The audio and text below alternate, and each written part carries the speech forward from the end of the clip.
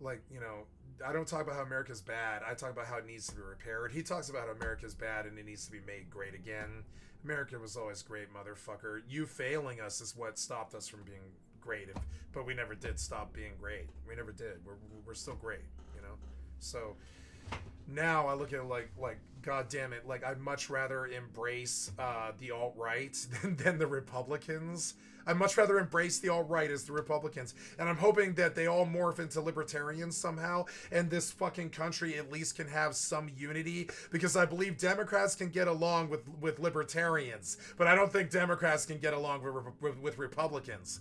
And it's funny because Democrats will point the finger at Republicans, but Democrats are the problem.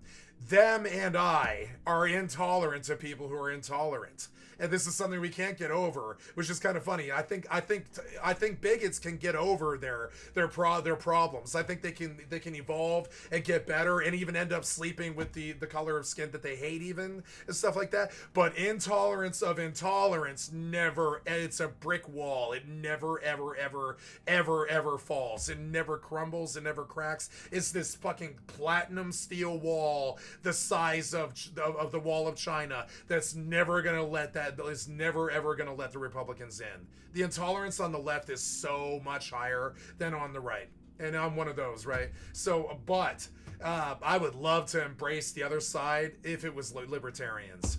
I do not believe I can handle the current Republican Party. I believe them to be evil, American, Taliban, Nazi, Tea Party, billionaire, scam, software developer, theft artist, black hat hacker, child raping fucking shitheads. And not just the Republicans, but Democrats too.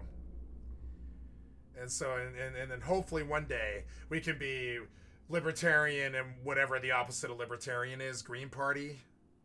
Hopefully we can all be libertarian and Green Party, and then the Republicans and Democrats become a minority for 300 years, like how they've been a majority for 300 years, right? And hopefully, finally, in 300 years or something, the Democrats and the Republicans finally come back to rule. But I don't want to see Democrat or Republican rule for another 300 years or something like that. They have destroyed the country.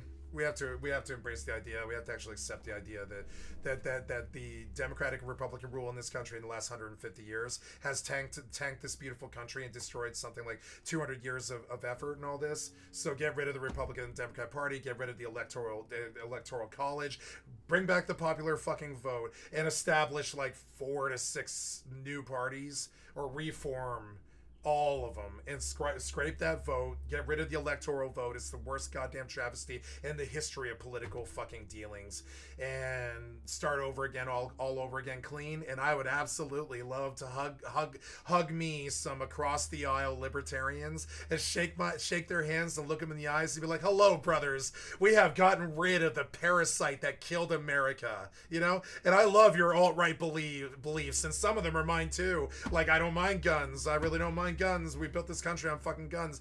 Please just don't kill each other with them.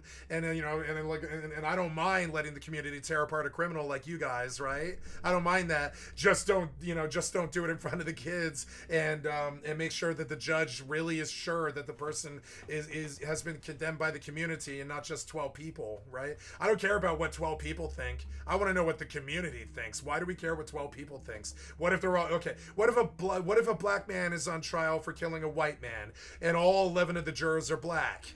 I mean, I'm sure this happens all the fucking time, or any other thing like that. You know, I believe 12 jurors is bullshit. I want any court case that the community cares about. I want the community vote on the court case, and they're like, do you believe this person to be guilty or innocent, right? And all the people who and you know. Right, they send you a questionnaire like, do you know this person? Can you prove you have an attachment to them, with a photo, picture, or attachment of your relationships to this person, right? If you are, we would like to know how you feel about their court case, right? Poll the community, and if they know the person, I want to know what they think. If the community believes that person is a bad actor and has been ripping off the hood for crack and stuff over and over again for like 5 years, but the system keeps failing and just putting them in jail and letting them out, letting them fucking steal from the cars again and all this stupid shit, like that stupid streamer from yesterday, right? And like, trust me, that shit doesn't work. You actually have to let the criminal face the community's wrath. The criminal doesn't care about jail. The criminal doesn't care about the judge. The criminal doesn't care about the prosecution or how much time they spent. They all think of it like this, I guarantee, because I've seen it on television. I've heard it in my real life, right? One day in, it's 2 days, 1 day in, 1 day out, and everything in between doesn't matter because you're like a successful criminal. You have money, you made it, or you did whatever you were trying to do, or you just got caught doing something really stupid, right? So... And I think crime is kind of at the core of the problem in this country, and I think the Democrats and the Republicans are at the core of that crime problem. I think they have established a black market with the drug war, and that black market led this world to a corrupt cesspit of all the things that the Republicans keep bitching about, but are so stupid that they don't know how to get the descriptor words to say it without being racist or whatever, right?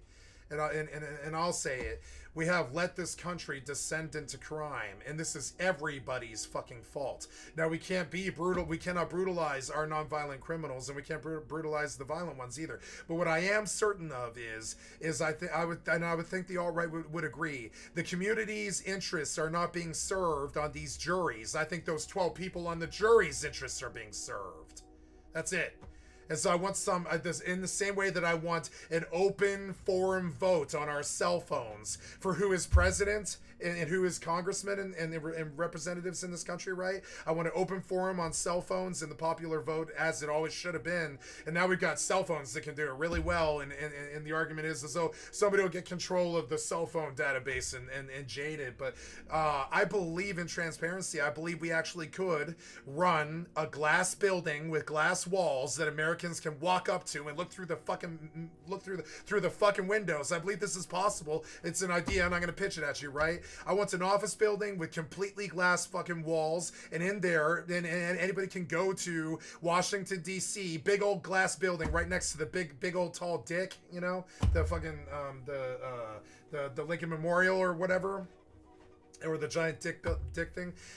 We built a giant glass building the size of Fort Knox or something like that with a basement security and tunnels and stuff. And think Fort Knox, but completely transparent. Glass house, right? Can't hide anything in there. There's no walls that are glass. There's no way to hide in there, right? There's nothing but cameras, glass, tables, cell phones, and computers, and a bunch of like popular vote counters who are on computers counting the cell phones on big fucking televisions that any American can go visit and see the live count going live, which is what ballot counts have always been until the fucking Democrats and Republicans started doing it behind closed walls and not showing the public what they were doing.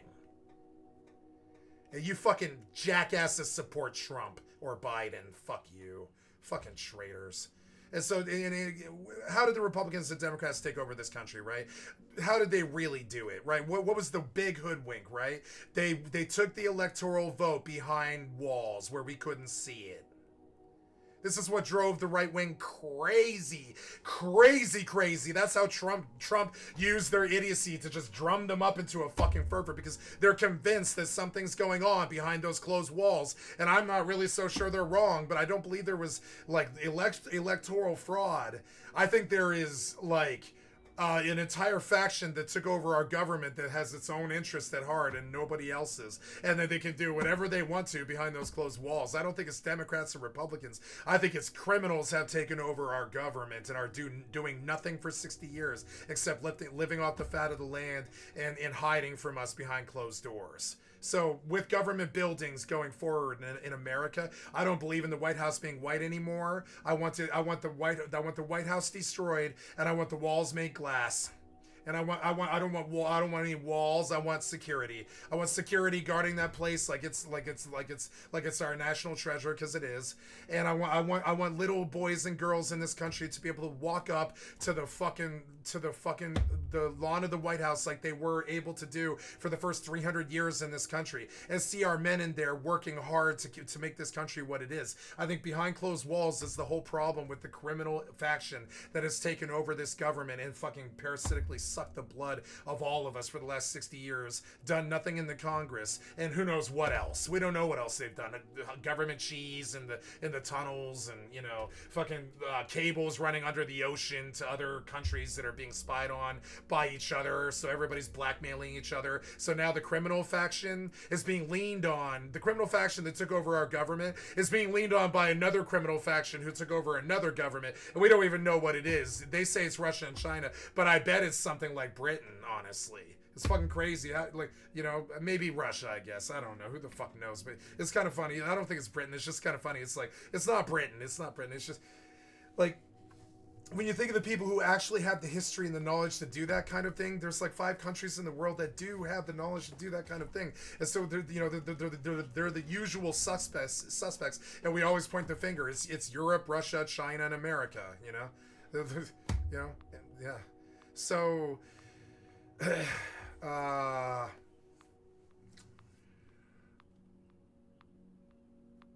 Europe, Russia, Asia, and America, excuse me, you know? And so, oh wait, no, you're logging me out. Don't do that. No, don't do that. And so I think we can get the parasites out of here. We can prosecute, or we can just let them go if they'll leave willingly. We cap the salary on the fucking Richards to like 100 or 200 million, and we cap it there. We use any other extra, just immediately goes into the public's slush fund for roads, schools, churches, whatever.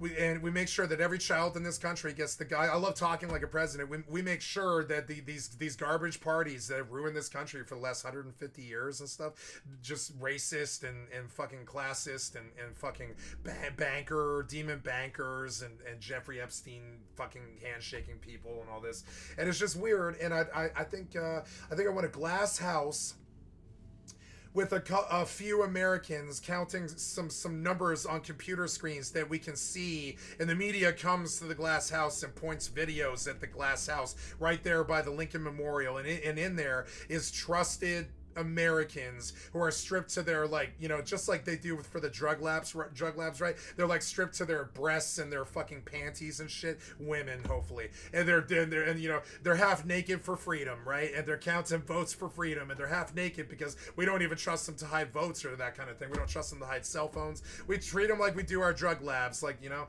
and we strip them naked essentially, and we have them count those votes on the computer screens in front of us as they all come in, right? Instead of this behind closed doors, we're getting a phone call that says that this guy won, that kind of thing. The electoral cocksucking like lie that they sold us and fucked the country with, it's got to be gone. It's killed this country. Between the drug war and the electoral college, we have let the Democrats and the Republicans kill this country. So now I want the good Democrats and the good Republicans to retire those fucking parties and go to the fucking Green Party, which is the leftist, or the fucking the Libertarian Party, which is the rightist, and we acknowledge that there needs to be salary caps, there needs to be socialized healthcare, there needs to be stuff that the Republicans just wouldn't do, there needs to be stuff that like, I don't know what the abortion solution is, but I know that we need to shut the fuck up about it and just let it go.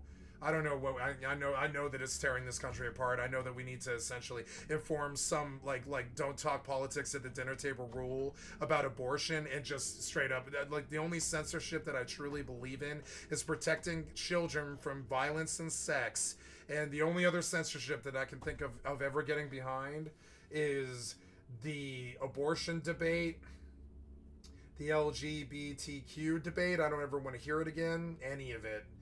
All these things should be considered politics at a dinner table that separate us as a culture, that is just tribalism war right in front of us. It's setting our fucking country on fire. It's just disgusting. And we get the parasite parties that switch all the time and treat black people badly and brutalize the poor and, you know, and push the prison industrial complex and wars overseas and all this. And we just let those parties fall to the wayside. We let them fall to the wayside, and I'm sure they'll lie dormant for 200 or 300 years like they always do, and then rear their ugly parasitical heads again. But I mean, like, overall, I would really like to see either a libertarian or a Green Party rule in this country. I'd rather die than see another Democrat or a Republican. You understand? I'm actually woke. I woke up one day. It's not something about sex or a blue pill or a red pill or any of this other stupid ass shit that the tribalist morons want you to fucking believe. So we just tear each other the fuck apart all the time instead of actually pointing the finger at the parasites that took over our government and killed us, right?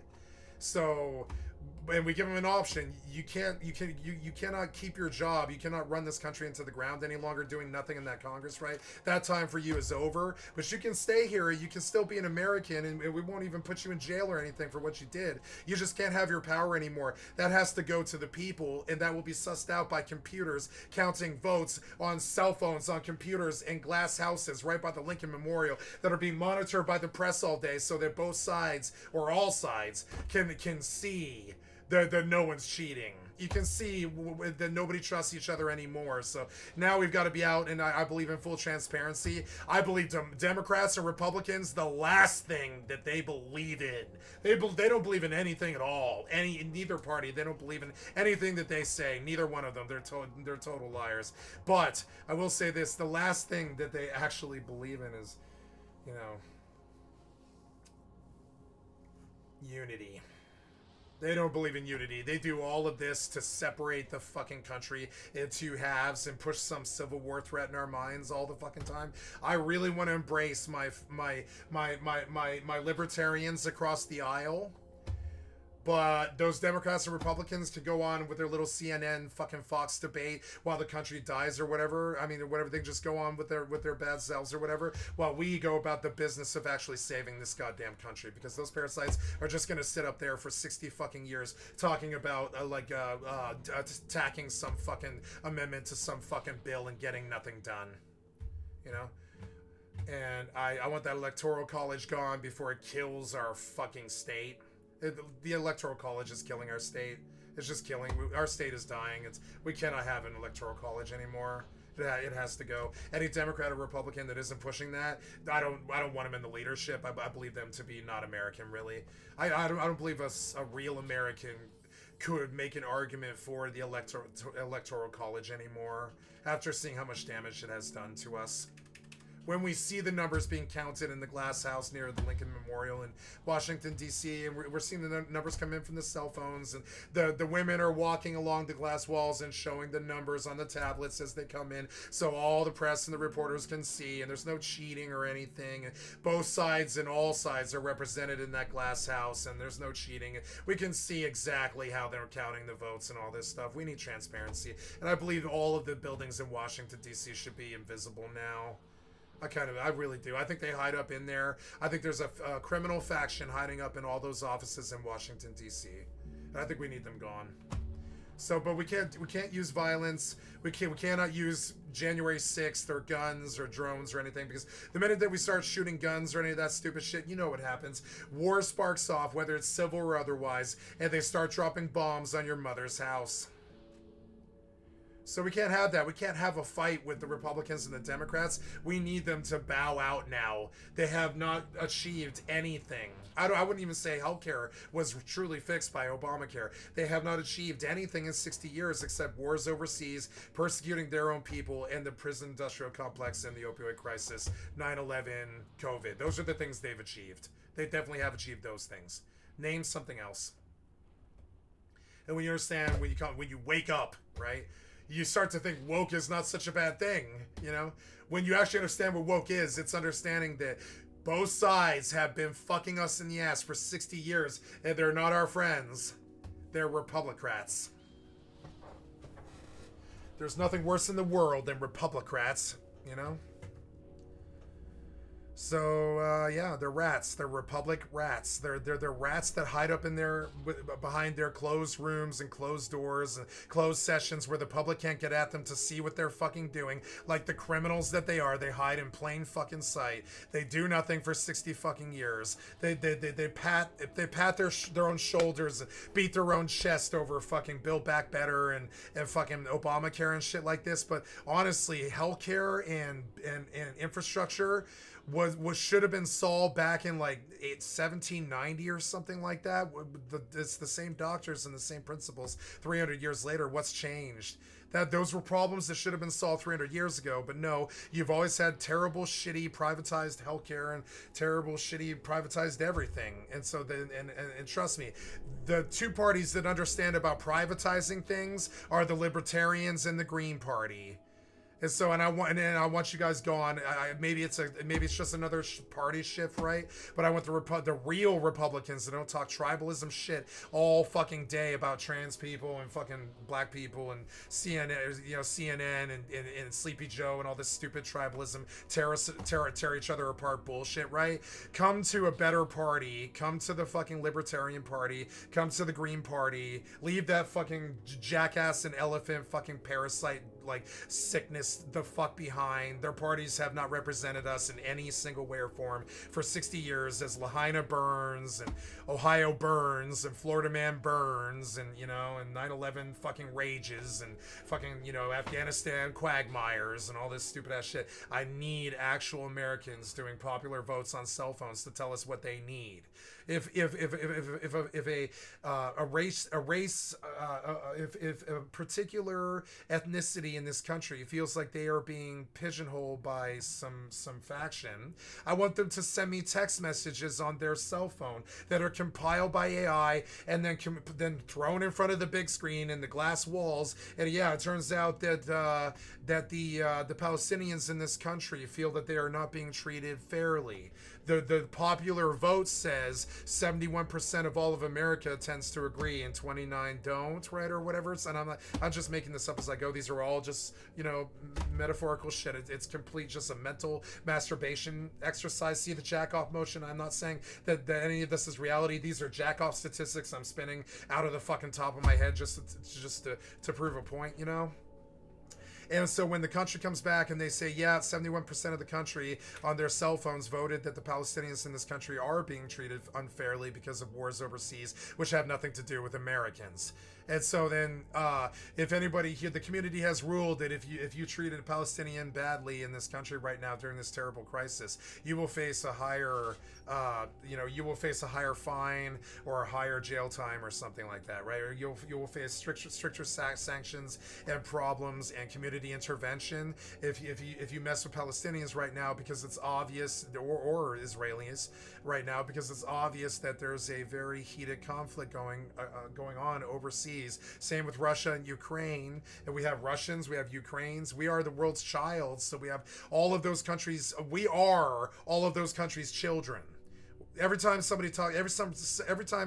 fucking traitor Republican talks about fucking China and Russia again, I think about all the Russian and the Chinese Americans that I grew up with. Every single one of them. I see the faces flash in front of my eyes. Shout out to my friend Elle, by the way, and all this other stuff. There's a lot of my friends. Shout out to my Syrian crew at the Bacastellas. I fucking love you guys. Fuck Assad. And all this other shit, right? And so if the community decrees over the cell phone that we as Americans have decided to call a moratorium on political commentary around Palestinians or Israelis, it's obviously a sensitive fucking issue, and we have to be a little bit more tiptoey around the eggshells of that stuff and be kinder to each other as Americans and don't even like get in each other's fucking faces anymore. The community doesn't want it. The vote's on the screen. And so then the right wingers go and they see the screen and they see the votes from all the cell phones in the fucking country, and everybody gets a Pip-Boy at 10 years old or 18. Everybody gets a cell phone. Kids are not allowed cell phones, right? But adults are, and when you turn 18, you get your vote, and you get your cell phone, you get your Pip-Boy, right? And the kids aren't allowed to watch TikTok or all that shit. They just have to live their lives as kids and run outside and eat chocolate. They're not allowed video games until they're 18, or anything like that. They just go to school, they run around, they play, they exercise after school, they eat dinner, they watch TV, and they don't worry about the world's tribalism, politics, school shootings, or any of that other stuff. And they don't have to worry about all the other problems because they have good, valued, expensive educations right in the public school system. Expensive educations because Warren Buffett isn't a 10 billionaire anymore. He's a 200 millionaire, and his 8.8 billion went to the fucking school system, and now Baltimore isn't such a piece of shit anymore because all the schools in Baltimore got fixed first, right? And now all the schools in Baltimore are Stanford quality, and all the kids, open all the cells in Attica, send them to Africa, kind of thing. All the kids in Baltimore get that we saw on The Wire. They get that attention that they need. All those kids in Chirac, they get the attention that they need because the Democrats and the Republicans are basically just eating them. They're eating them. They're using them as matrix batteries to sell video games and get them addicted to drugs and buy Nintendo Switches and capitalism stuff and all this. That's all they view the children for is consumers. That's all Republicans and Democrats view the children as consumers, constituency votes, and statistics. That's it. They don't give two shits about if a kid dies or not. Look at Sandy Hook. They don't care. They don't care at all. So get the traitors the fuck out of here. The insurrection is them acting up. It should have been the warning sign that A, the Democrats let it get so bad that the Republicans want to cause an insurrection. B, the Republicans cause an insurrection. Get the B, C, get the Democrats, get the Republicrats the fuck out of here and nominate 6 fucking parties like the Green Party, the fucking the Purple Party, the Yellow Party, and the Orange Party, right? And those are 2 different parties that are the extreme left, the not extreme, the moderate left, and the extreme right, and the moderate right. And everything in between. 6 parties, right? Low, medium, and high right-wingers, low, medium, and high leftists, right? 6 parties, 6 of them, and all 6 of them have a chance, and they'll have maybe not an equal vote, but definitely a popular vote, right? And I think this country would get a very good political education about where it actually stands, because I think you'd be surprised how many Republicans and Democrats actually identify as Republicans and Democrats, but not in their own hearts and minds. I think a lot of them are just carrying on that mask because there's no other options. And I think the 2 parties need to die now. And I'll kill them if you guys won't. And I don't mean physically or harm anybody. I mean, I'll go legislatively kill them for you if you nominate me or whatever. If you nominate me to go be the seeker or whatever, I'll go seek them out and I'll fucking or whatever. Nominate me an Auror. Make me an American Auror. Right? I don't know. Is that the right word for it? Or an augurer or something like that? Or an inquisitor? Maybe an American inquisitor. And I will go and I will look at these parasite parties and the damage they have actually caused. Give me 50 armed men and 2 days in the Capitol, and I'll go examine what these men have actually done to our country, or something like that. And then break the parties into 6 parties and run a cell phone vote. And be like, okay, if nobody likes the middle of the road left and nobody likes the middle of the road right, then we'll do 4 parties. But what we can't have is a biopoly, or whatever you want to call it, a bipartisan. We cannot have bipartisan anymore. We are so many more. America is 50 shades of gray. We are so many more colors than red and blue. I'm sorry, we really are. We are the America's child. We were the United Colors of Benetton. We are the world's child. America's the world's child. We have more colors than United, than the rainbow. And so this red and blue, this tribalism that just divides us and fucks us up and all this. And trust me, I'd love to love the conservatives in this fucking country, but they sign up under that traitor party all the fucking time. So I just hate them. But I don't think of them as bad people. They just sign up under the idiot like the Democrats do. They just sign on up under the idiot because there's no other choices. So kick these fucking parties to the fucking curb. Nominate the electoral to fucking end. And have a computer count the fucking votes. Reform the parties and start anew with 6 new parties, with 6 new names and 6 new identities, 6 new candidates, right? And all this other shit. And I think it's a complete political reform. It is not a revolution. It is a willing change. Call it the WC, the willing change, right? The change of the willing. The call it the cow reform, the change of the willing, right? We are not willing to let these 2 parties kill this country anymore. It's the coalition of the willing. Call it the cow, right? The six parties must form a coalition of the willing between them and always work with each other the way that Kaldari and Mimitar and Amar and damn it, Galente, they always coexist in high sec where everybody lives. But I mean, where the resources are being farmed, there's like dispute.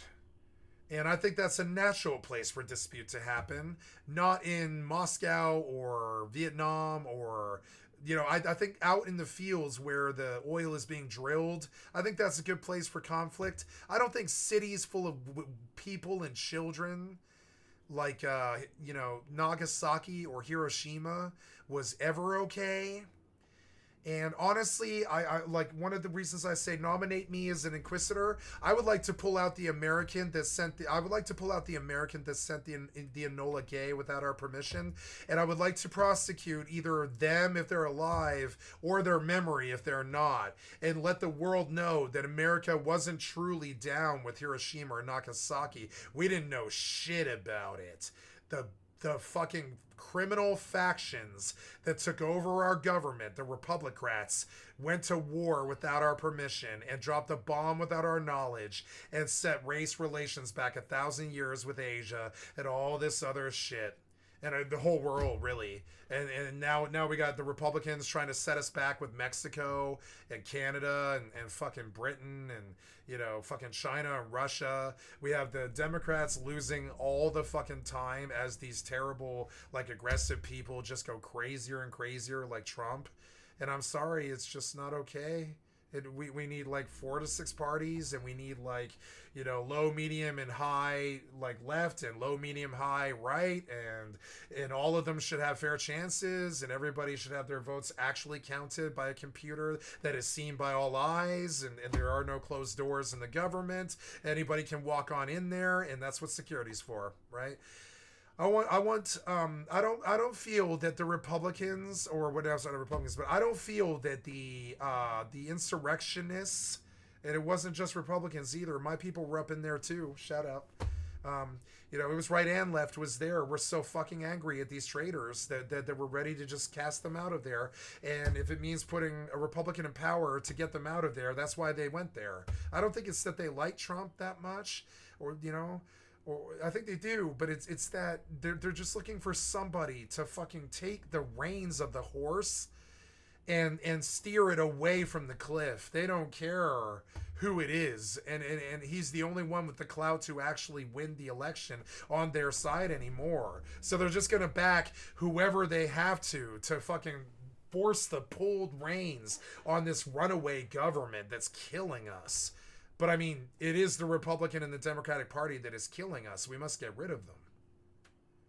And you think all those right-wingers think that woke is bad.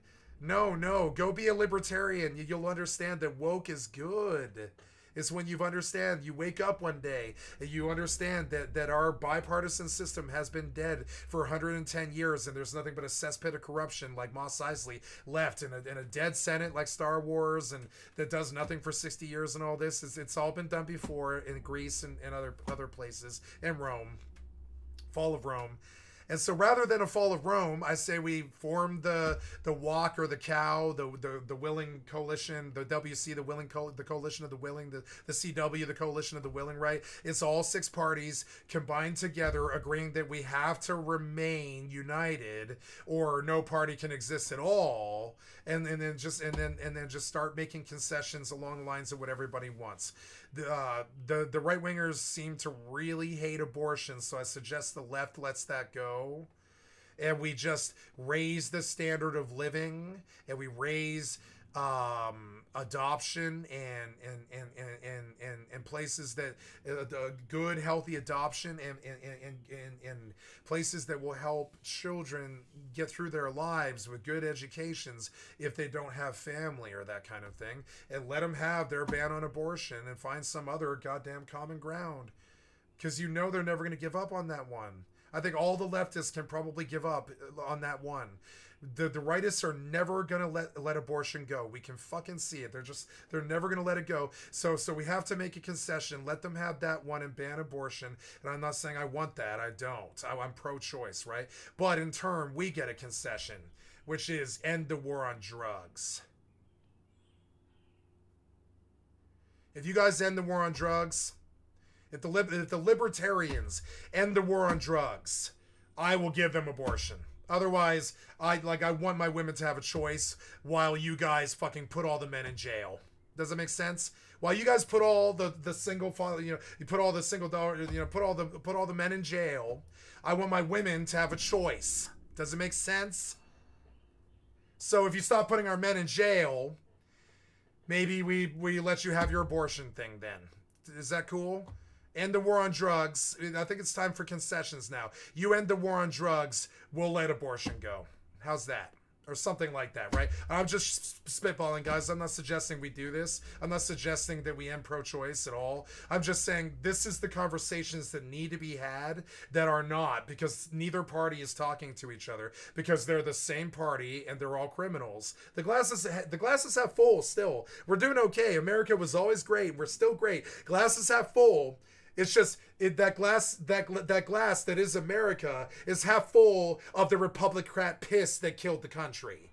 The glass is half full. We can come back. We're great. We can do this. The world still loves us. The Mexicans still love us, or they wouldn't still come to our country. Everybody fucking still loves us, despite what the Republicans did to our reputation with Vietnam, 9/11, COVID, fucking all this shit about China, Russia, and Zion, and all this other stuff.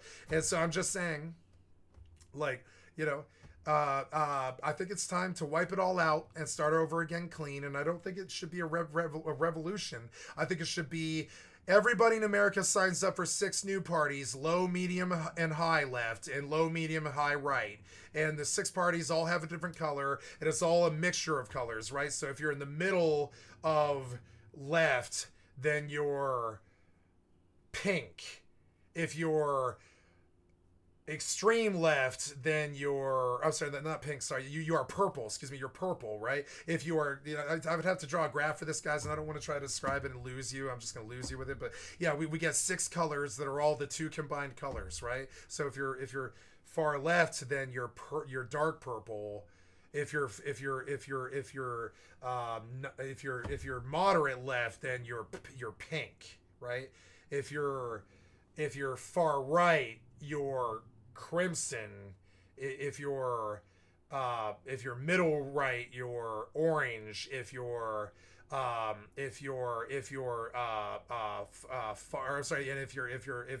moderate right, you're yellow, right? And we get 6 colors for 6 parties with 6 ranges of political ideals. Politics, like gender, is a spectrum, and it's not just 2. Bitch, sound familiar?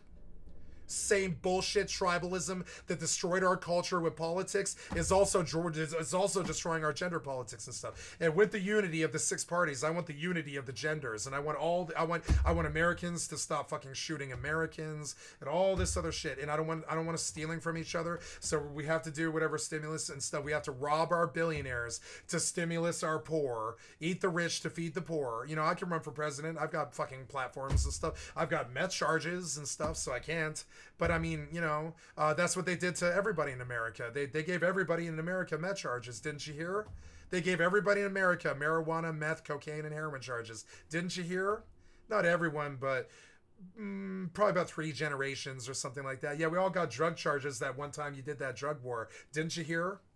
So yeah, end your drug war and I'll give you abortion. Deal? How about some compromise, right? It's bitter for us to let abortion go. We believe in women having a choice, right? But it would be easier for them to let choice go if all the men weren't in prison for rape and stuff like that. We need to get mental health and taken care of. We need better education for the people in the inner cities.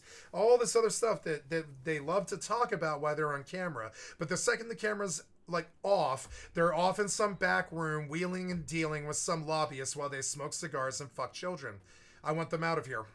And that's all I have to say. Both parties are traitors. I want them out of here. They've been failing us for 60 years. I don't want like anything new. I don't want change. I'll tell you right now, I don't want change. I'm not happy with the idea of change. It terrifies the shit out of me. But what we are currently doing is not working. And I don't suggest some bloody, violent revolution where the right fights the left till one becomes a victor or anything like that. I'm saying we have to go willingly if we want a country left afterwards, because this country has tons of nukes, and we will drop nukes on ourselves. We are that stupid. If we get into a civil war, we will nuke each other. We will nuke LA. We will nuke. I guarantee it. If this country draws down the fucking middle, the leftists will come to the West Coast, and the rightists will come to the East Coast, and then we'll nuke each other. And so understand, like, we don't want this. This is why Shia LaBeouf said, you know, he will not divide us, right? He's not talking about Republicans are bad. He's saying that their governments, their Republican government, their main currency, their main power is dividing us, and that must stop.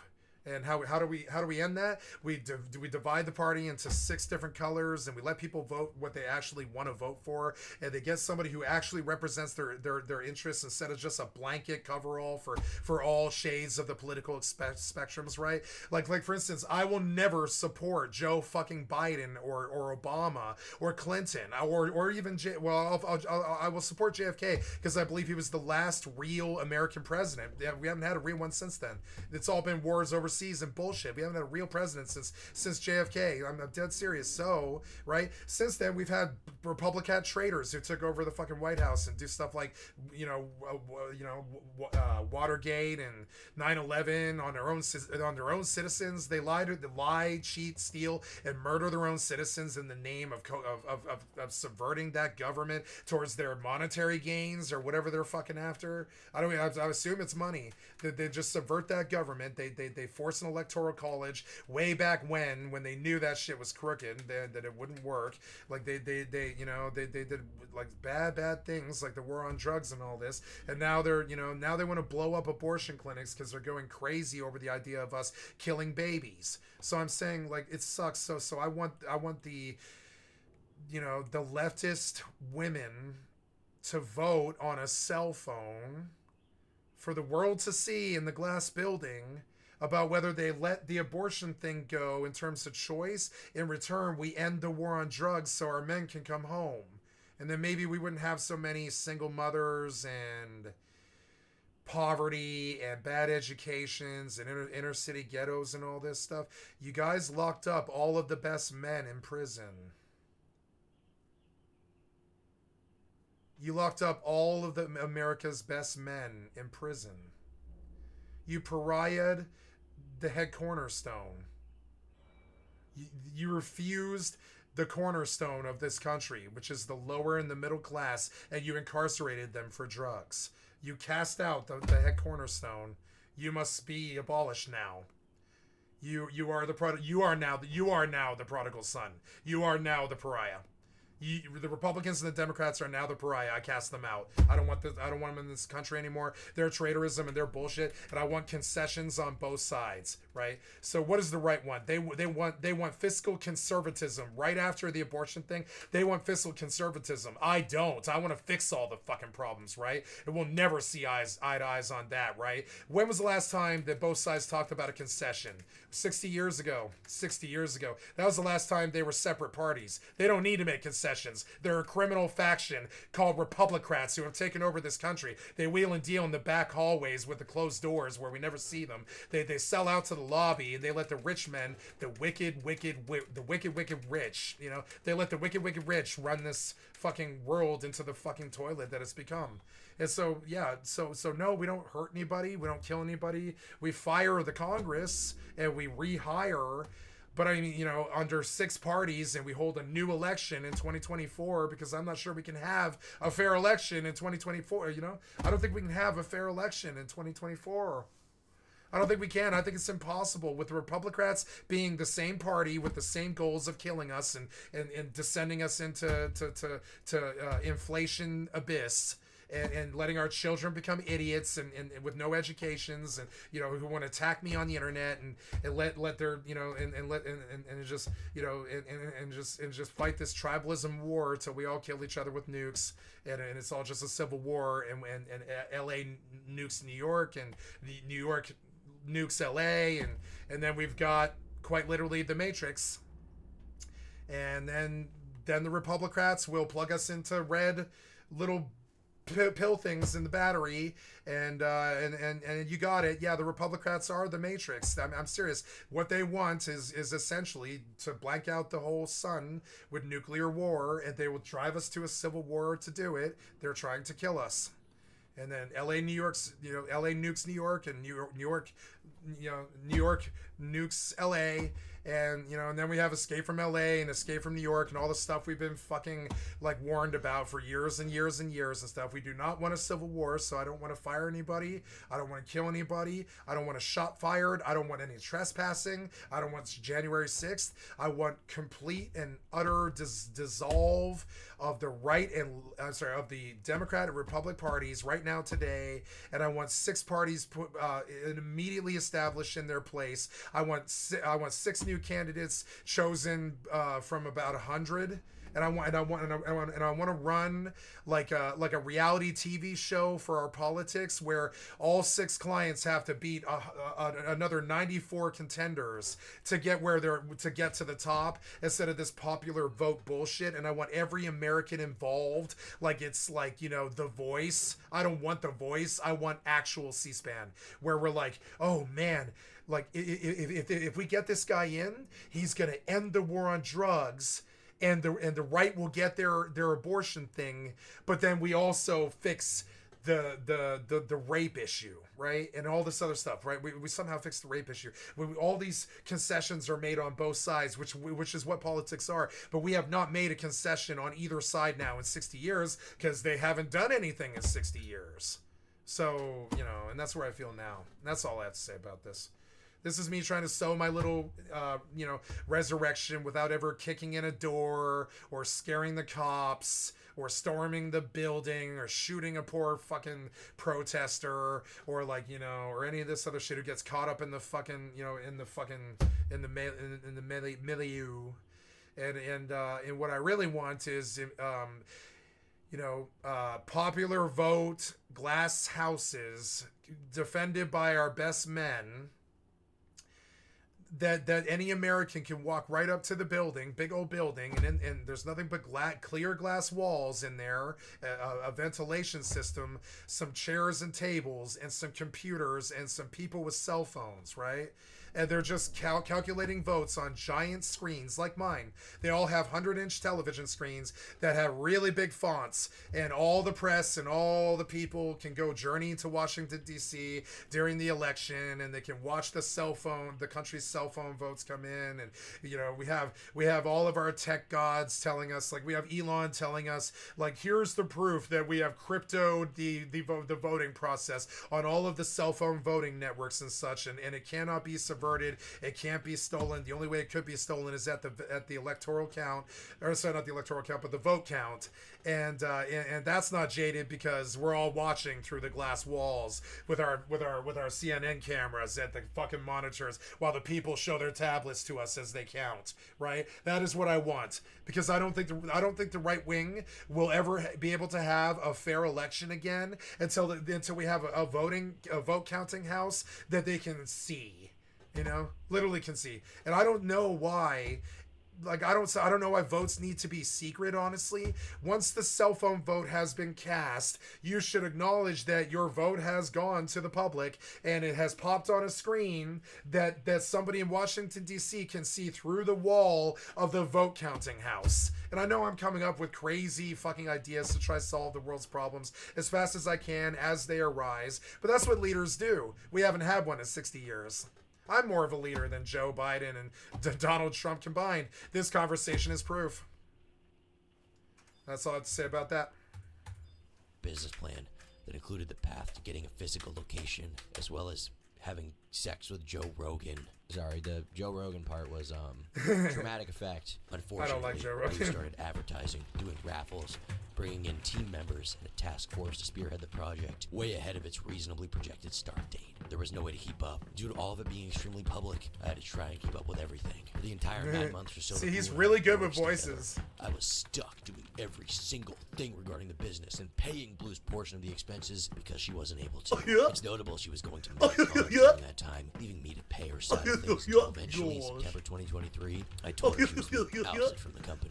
Unfortunately, it left me with an 8K debt from having to charge her expenses on a business card for almost a year. Around September 2023, I started to receive a lot of targeted harassment. I was working on For Sodas and was primarily handling all of the business things on my own. For the most part, she was completely uninvolved with the company. September 2023, she got into a bunch of trouble. She was the target of a massive anti-trans campaign, and because she associated herself with For Sodas, I was thrown into the mix. They targeted me, my family, my job, my clients, everything. I had people creating false police reports against me and making fake emails to make it look like I was going to harm people. They had my face and address posted online in multiple locations, and my phone number was leaked. Everything was really bad around that time. And messages were leaked from their interactions on Telegram because, of course, they used Telegram. And we don't even have to guess if this is real or not, by the way, because Blue confirmed it to be true and real on Twitter. And what's even worse is for some reason, they never thought to try and sort this out behind the scenes to fix it. Instead, they had been quiet about it and not really communicated anything until the public call-out was made. Here is Blue messaging someone asking, hey, how is For Sodas going? They say, hey, it's going great, but I'm having a hard time paying off that debt you put me in. Then they follow up saying, hey, we really got to talk about that debt. No response. So they draft up a nice big response saying, hey Blue, what the Sigma's going on right now? I'm just gonna go ahead and say it. You've got to start helping me work down the debt for Sodas. I'm still over $6,000 on the credit card, and I had to max it out because I was covering your side of things. That means despite making all payments on time, the charged interest costs more than what I'm paying. When we started all this, you charged forward with setting things up, gathering people for a team, making a raffle, forcing the company to surge forward instead of growing at a natural pace. Then you constantly promised to uphold our agreement of paying half of the expenses. You paid $200 once. Out of $8,000 that entire year, you paid $200 of that. Right now, maxing out this credit card has ruined my credit, made it so every penny of profit I make off my own personal jobs has to go to the minimum payments, prevented me from being able to pay for contracts or rentals to let the business grow, and kept me from even getting supplies for patrons. At this point, you have got to start helping me pay this off. Your half of the expenses over a year was $4K. 4,000 big juicy bones. You need to find some way to pay that. If you can't, or choose not to, I don't really want to go public with all this or take legal action, but I'm going to have to do so. I'm going to have to do Joker things to you. Sorry, it takes over me sometimes. That wasn't written. I can't survive. My family cannot survive. While we're having to pay all this off. Blue responds with a voice message, which we don't have, and then the owner responds being like, yeah, I know in the past you said you would pay for it, but then you don't actually ever send me any fucking money. They respond again a bit later saying, yo, what's up? And on May 4th, 2024, they're like, hey bro, where's that money? To no response from Blue. And so eventually, they had to go public with it. And Blue is being absolutely cooked on Twitter by fellow furries for this. I'm disappointed. It shouldn't have to come down to a call-out for you to start any sort of action. It feels like you're trying to protect your image more than anything. No, I take full responsibility for this. It's my fault. I f***ed up massively, and it's not like me at all. I didn't mean for any of the things that happened to happen.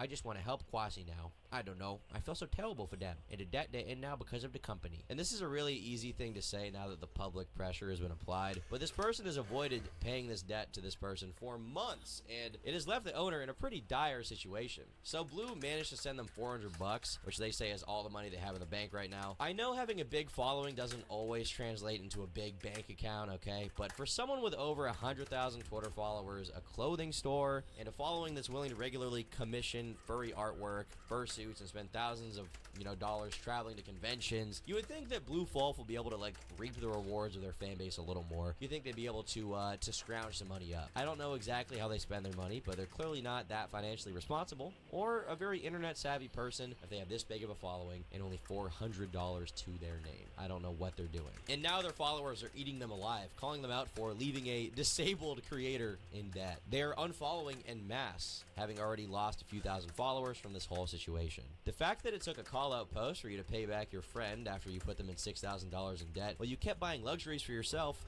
you genuinely. You're only paying the money back to try and protect your popularity. Which is true. They left them on red for days, avoiding the situation. I have a hard time believing Blue has a super busy schedule or something like that. I think they should be able to message this person when they need help for, you know, something they owe them in the first place, right? And it's not like a situation where it's ambiguous and it's not communicated. Like, this person messages them like 10 times. Sorry, I got a text. The money at. I offer you nothing.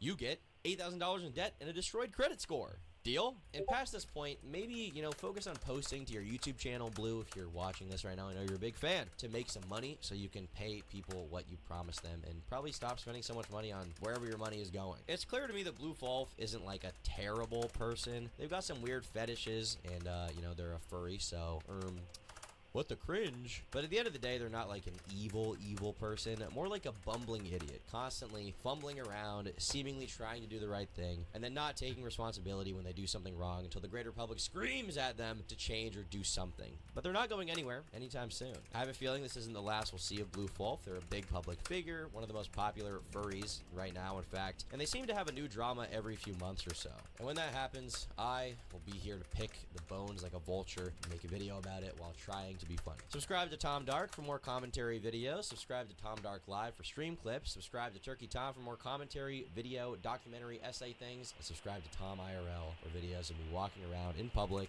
making a fool out of myself. Follow my Twitter to watch me get ratioed once a week by everyone. And follow my Instagram to see me post about nothing important, really. I'll see you all in tomorrow's video. Bye.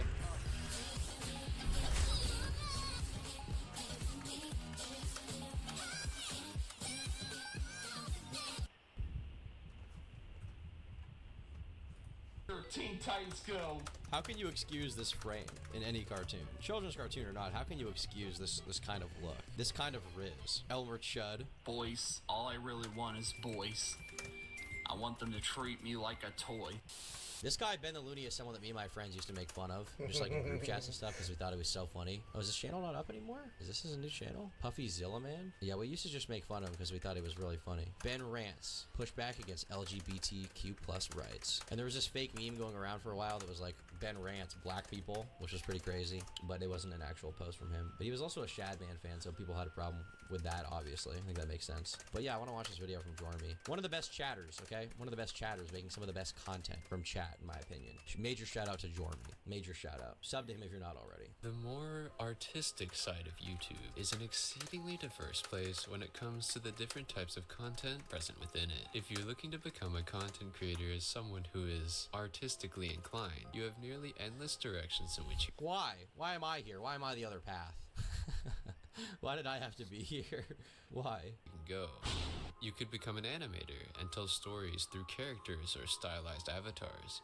You could join the art commentary community, editing voiceovers over your art and giving input. Don't do that. Don't join the art commentary community. If there's any community you're gonna join, just don't make it that one. Be a VTuber before you're an art commentator, please. Please. You could post tutorials and spread your artistic knowledge to the world. You could even make rant videos about how attractive you find kids show characters, platform degenerates who draw NSFW yeah, great idea. based on real children, and overall cement yourself as one of YouTube's most infamous and prolific gooners. You could do that. You probably shouldn't. But that brings us to our topic of discussion here today. The man of the hour, the one, the only, Ben the Looney. Hey folks, welcome to a new segment I like to call Artist Spotlight, where I take time to talk about the best artists the internet has to offer. And oh boy, might as well get the controversial one out of the way here. In an era where freedom of speech is taken for granted and everyone is offended by everything, one internet artist looks at that and says, hey, can't we all just jerk off? That freedom of speech moment when you draw underage child actors being by their co-stars and you get cease and desisted and have to take down your website. Major freedom of speech moment for Shadman. That was a major freedom of speech moment right there, bro. Can't we all just jerk off? Can't we all just jerk off, guys? What? Ben Louis on Twitter who draws underage characters. Oh no. I mean, it's not as bad as Lollipop, but now Ben wants to defend that, so here I am to basically explain why Ben's full of shit and a complete f***ing idiot. Well, I might lose a lot of subs and friends for what I'm about to say. Martyr. I ain't in this for the Free popularity. speech moment. I don't see a problem with Lolicon. Ooh. Why that drawing? Adolf Hitler artist spotlight? That's not real. He didn't do that. If he did do that, that's hilarious. Artist Spotlight, Ben the Looney. Did he make that? This is a real video? To you, I'm gonna bring back my critically acclaimed Artist Spotlight Why did you have to use that series. as your avatar? And today, Comments are turned off. Why does it have to be your avatar, Ben? we have a very obscure artist all the way from Austria in the early 1900s whose art has been lost to time. Let me present to you the wonderful artwork of Adolf Hitler. Like all good artists, Hitler started out from humble beginnings, copying the popular style at the time, but eventually branched out and found his groove. Bro. Mostly drawing landscapes and castles that looked beautiful. Holy free holy. Throw some naked girls in these pieces and you have one fine artist. I think we've probably seen as much as we need to see from that video, but yeah, this guy's pretty special. You can see why. I think I did watch that video. So I forgot it existed. This guy used to be one of the most legendary personal lolcows that me and my friends had. We would just laugh at him alone on Discord. We thought it was so funny. McDonald's customers. Hey folks, Ben the Looney here. So in my last video, I said that I'd talk about my work experience at McDonald's soon. Well, it's soon. I'll start off by saying, Bro, this guy was ahead of the curve. He was doing Odd Ones Out videos in 2016 before it was cool. He pioneered the storytime animation community. He pioneered it. Holy free holy. This guy's so autistic. He is. People feel overly compelled to try to defend these disgusting perverts who drop CP. Let's all call it what it really fucking is. And not since Jenny Wakeman have I wanted to bone a robot so badly. Did DeviantArt make this show? YouTube's most controversial cartoonist. Ben the Looney is a man of many talents. Although his internet career began with crudely cobbled together rant videos in which he very passionately screams about children's cartoons. Fill me with pleasure, Teen Titans Go! Fill me with pleasure. He has also expanded into That was a fire creating his clip. own art and animations, some of which actually depict people who are not children, making storytime videos, some of which actually have accrued a pretty decent amount of views. Bro, see what I was saying? He was ahead of the curve. He was the original Odd Ones Out. The Odd Ones Out ripped off his entire thing. Beat for beat, bar for bar. And even rapping. I honestly don't have anything I could say here that would be better than just playing you an excerpt from one of his songs. boys, all I really want is boys. I want them to treat me like a toy. When I'm around them, I feel... Whoa! Why am I there? Why'd you have to put me there, bro? Why? Jormy, I know you're watching this. Why did I have to be in this? I shouldn't be associated with this degenerate shit. Jormy, come on. Don't do me like that. This was a nice picture taken inside of a fucking 7-Eleven in New York City, okay, when I was hanging out with my family. And not only was it turned into a Wojak, but it was put in this fucked up video. With this! Why? Especially like the ones who eat their soy. Okay. I know a few of the German 49ers out Who eat their soy? I guess that is me at this point, dude. Bro, I went to Destiny's apartment, okay? I went to his apartment, and unironically, the bro had Soylent in his fucking fridge. Like, this is a real thing. His fridge had no food. His apartment had no food. He had like 15 bottles of Soylent in the fridge and like 15 cans of Red Bull, and that was it. That was literally it. Why? He doesn't even eat. He just drinks soy. But why exactly are He's we trying to trigger you, but he succeeded. talking about this clearly generational talent today? Well, Also, yeah, I broke the smoking streak. After like 6 weeks of not smoking, I broke it, bro. recently, lots of Ben's old videos have been going somewhat viral on Twitter, with some tweets about him having obtained millions. I was like, I was celebrating the merch stuff. I was like, oh, I'll just have one. I won't even like it. It won't be a big deal. I was celebrating the merch selling out so quick. I was like, oh, you know, I'm with SB. We're in Miami. We'll walk around. We'll have a good time. And then I hit the first one. I was like, I won't like it. And then I had it, and I was like, wait, I love it. And then I basically ripped the whole pack one night. So, yeah, not my proudest moment. Haven't bought any since, but Of views. I effed up. Some of these tweets have even accused Ben of various things, ranging from racism to being quote-unquote... Was that a Smaggle Daggle tweet in there? There's so much lore behind this guy. Did you know there's lost videos where he rants about hating black people? No way. racism to being Those are not real. quote-unquote Epstein too. I mean, damn. How the hell did her character design get approved for a kid's show?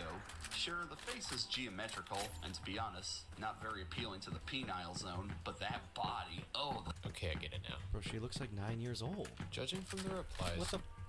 it seems as though a massive amount of people on the internet either know who Ben is or have at least seen excerpts from his videos in the past. So imagine my shock when I did some Well, imagine my shock. and found that Ben's YouTube channel only has about 23,000 subscribers. Yeah, he never really grew very much, but he was pretty infamous among like animators back in the day. Like back when I was making like rant videos about like cartoon stuff. This is old Turkey Tom lore, bro. This is old Turkey Tom lore. If you go on the channel, you sort by oldest. This kind of, bro.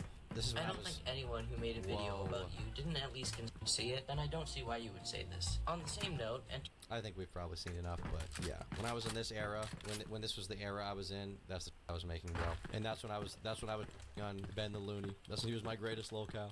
Now, obviously, that's... Were you 12? I think I was 14 or 15. Scoff at, but it still seems notable that the visibility of Ben's content has extended so far beyond the reach of his channel's size. But actually, this isn't anything new. In fact, the Ben the Looney brand has for many years been plagued by controversies which often eclipse Ben's subscriber count by orders of magnitude. Over the years, Ben has been accused of racism by the creator of a viral indie game, been sucked into the cancellation of the degenerate artist Shadman. Somebody Turkey Tom mentions. Directly caused one of the most mainstream YouTube dramas of the last 2 years, the cancellation of Creepshow Art. The amount of ire that Ben's content has managed to draw to him. And Creepshow Art's one of those channels that's just never going to come back, right? I can't imagine her ever returning to YouTube. I'm pretty sure Illuminati's going to return to YouTube, and I'll make a video about that eventually because I've been following her lawsuit stuff. So I'm pretty sure she's going to return to YouTube, and she might even win some of her lawsuit. She might even win. But Creepshow Art's just one of those channels I don't think is ever coming back to YouTube, bro. Not that it's undeserved. Not that it's undeserved. She was pretty crazy, but yeah. Should I start taking Adderall? No, should not. Would not recommend that. Over the years, along any updates on Mama Max?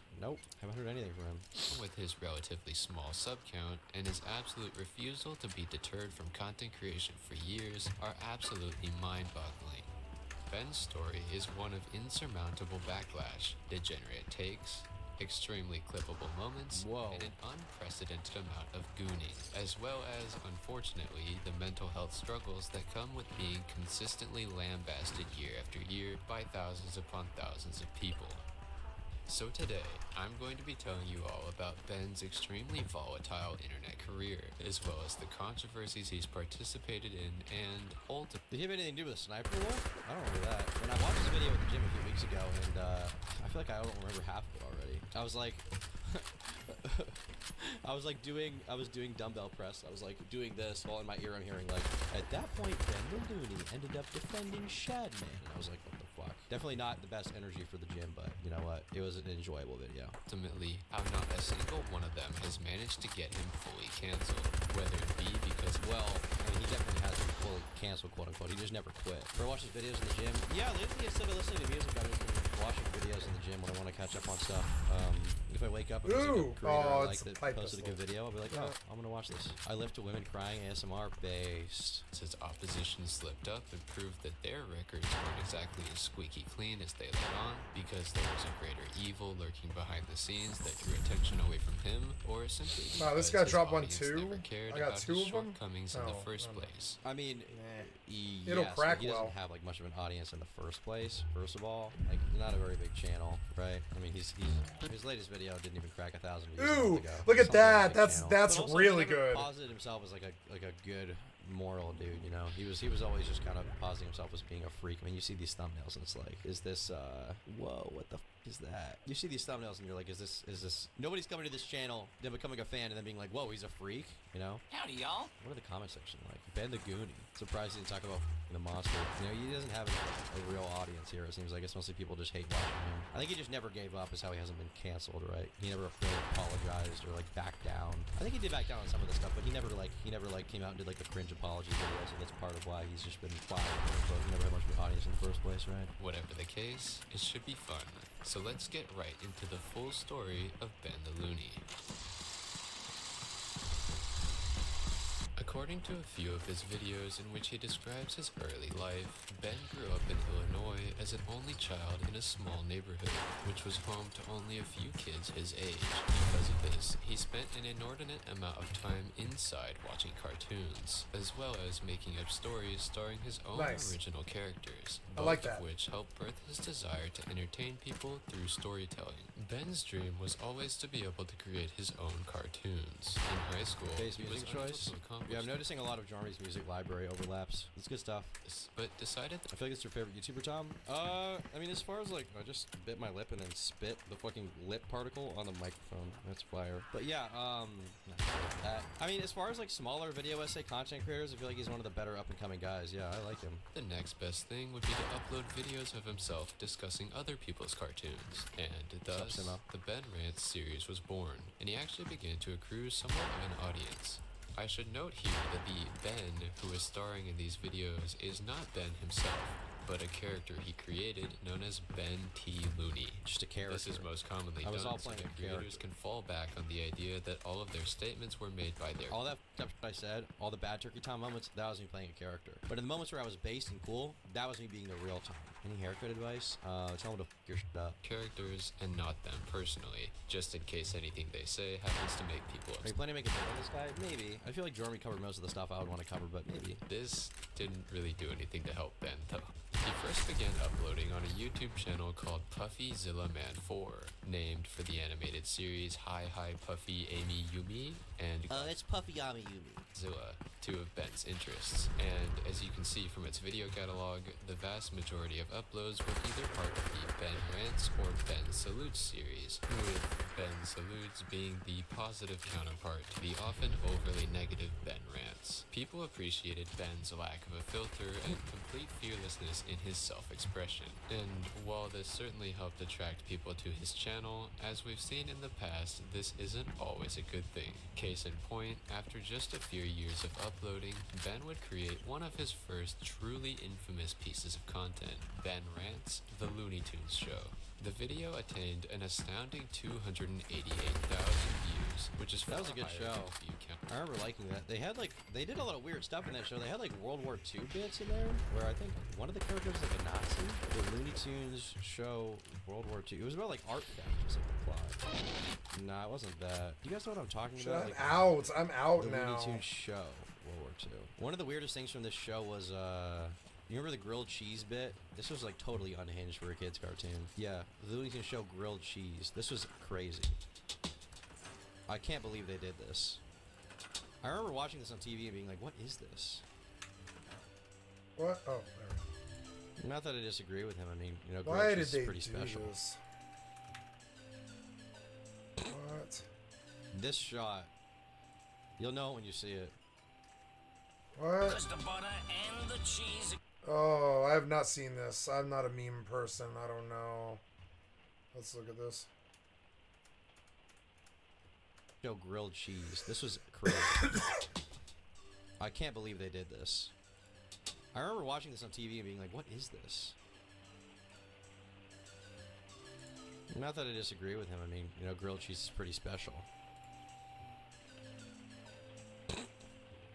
This shot, you'll know it when you see it.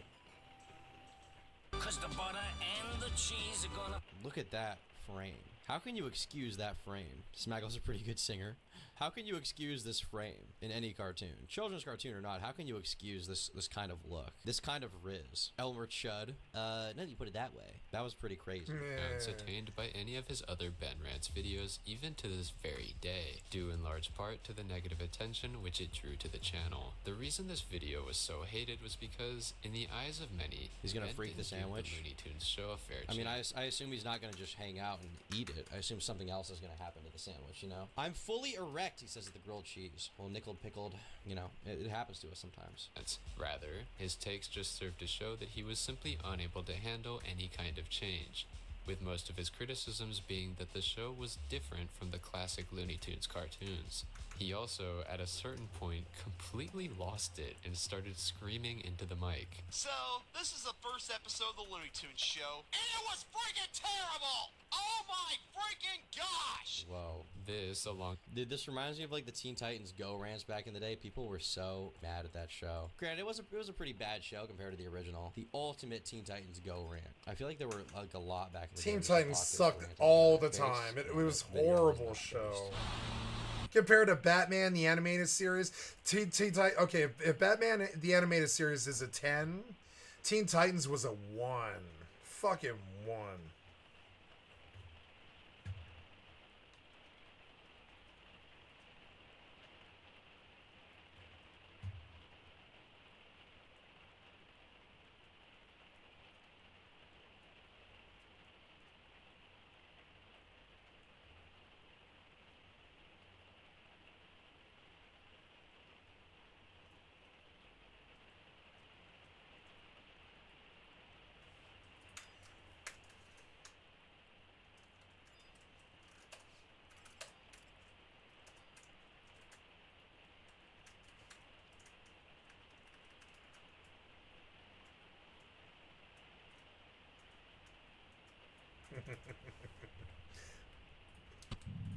Yes, I'm sorted out. They are sometimes goofy and kinetic. Raven, however, shows a little bit of her character development, like casting magic spells, teleporting, and fighting for the Titans. What is her friend this? Starfire. She can be Is this like ironic? What am I looking at? a sarcastic, deadpan demon girl who'd rather be left alone. She's into The ultimate Teen Titans Go rant. Instead, I think we need to stop and focus on the reaction to Teen Titans Go and not the show itself. It's no surprise that people dislike the show. I've made more than a few videos talking about how bad it is, but that gets pretty repetitive when I'm saying the same thing over and over. Teen Titans Go is bad because it's cheap, just random unfunny jokes, and it's targeted towards mindless kids. I've repeated myself throughout various videos, and while these reasons are still my opinion when talking about the show, I think it would be best if we stop overreacting. Like this basically became this was like the SpongeBob of Cartoon Network, because it's all they would play back in the day for hours and hours. I remember, like, because I was like kind of an animator spurg back in the day, I remember watching my little brother watch this, who was like 9 years old at the time, and I remember being like, turn the off, this is bad, watch the original Teen Titans. And the original Teen Titans was good. The original Teen Titans was genuinely a very good show. I remember Slade scared the fuck out of me. Like, he was very scary. His voice was really creepy. Not you up at night. The evil that haunts every dark corner of your mind. I will never rest, and neither will you. My friends say you're not real. I'm very real. Like, that voice just scared the shit out of me. Yeah, this guy freaked me out. Another thing that freaked me out, I've talked about this before, was in Batman Beyond, there was like this billionaire who like put himself in a computer. You guys remember what I'm talking about? He like transfers his consciousness. Yeah, this is it.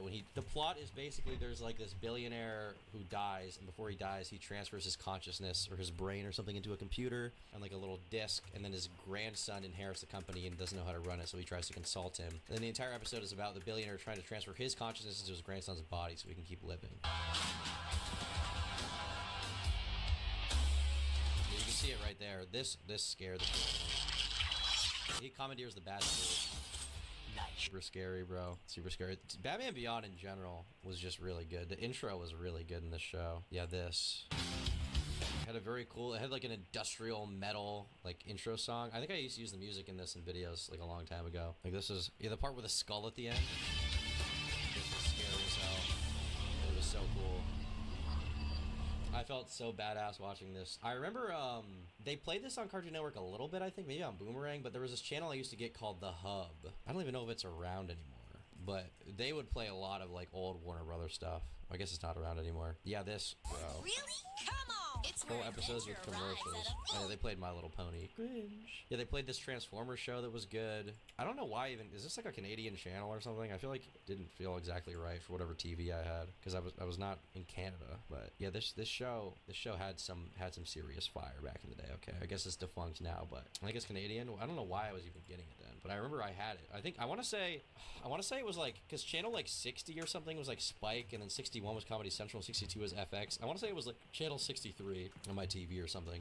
But yeah, I was watching a lot of TV at that time. Alongside the fact that he described feeling as though he had been, quote-unquote, physically raped by the show, caused people to hate watch the video with the express purpose of laughing at Ben's absolute meltdown. Other things about Ben's channel which drew the attention of hate watchers was his tendency to self-censor by using made-up cuss words like bull split and truck, as well as his habit of captioning his videos with EvE font level statements like, I love Say So Christians. They're so taboo and weird. There's this hilarious song called Say So that just makes fun of them the whole way. I fucking love that song, Say So, right? It's like, I got the lyrics to Say So. The Say So lyrics is so funny. Like the lyrics to Say So by Nyan Cat, it was like it's one of my favorite songs. Say So lyrics, right? Welcome. Yeah, I love this song, right? It's like, welcome everybody to my I try to keep it wholesome. I'm not a cursed hellspawn. I promise, please just hold on, listen, and don't go. I've got a pure heart in possession. Don't even know what sex is. Please trust in my confession. I swear I'm say so. My mind is not that rotten. I'm honest, I have no sins. The purest, sweetest maiden, wouldn't you say so? I'm not a nasty gremlin. Lewd words aren't to my intention. Evil spirits, I cleanse them. You know I'm say so. Welcome every neon to my Christian stream. No, I don't say any swears. I'm just saying my prayers. A sparkling idol for you, doki doki, because I'm the cleanest of the clean. Yeah, I shower, got perfect hygiene, and I won't laugh when you say wiener. I have a ladylike demeanor. I never said that I would steal your wife. I know you know I wouldn't lie.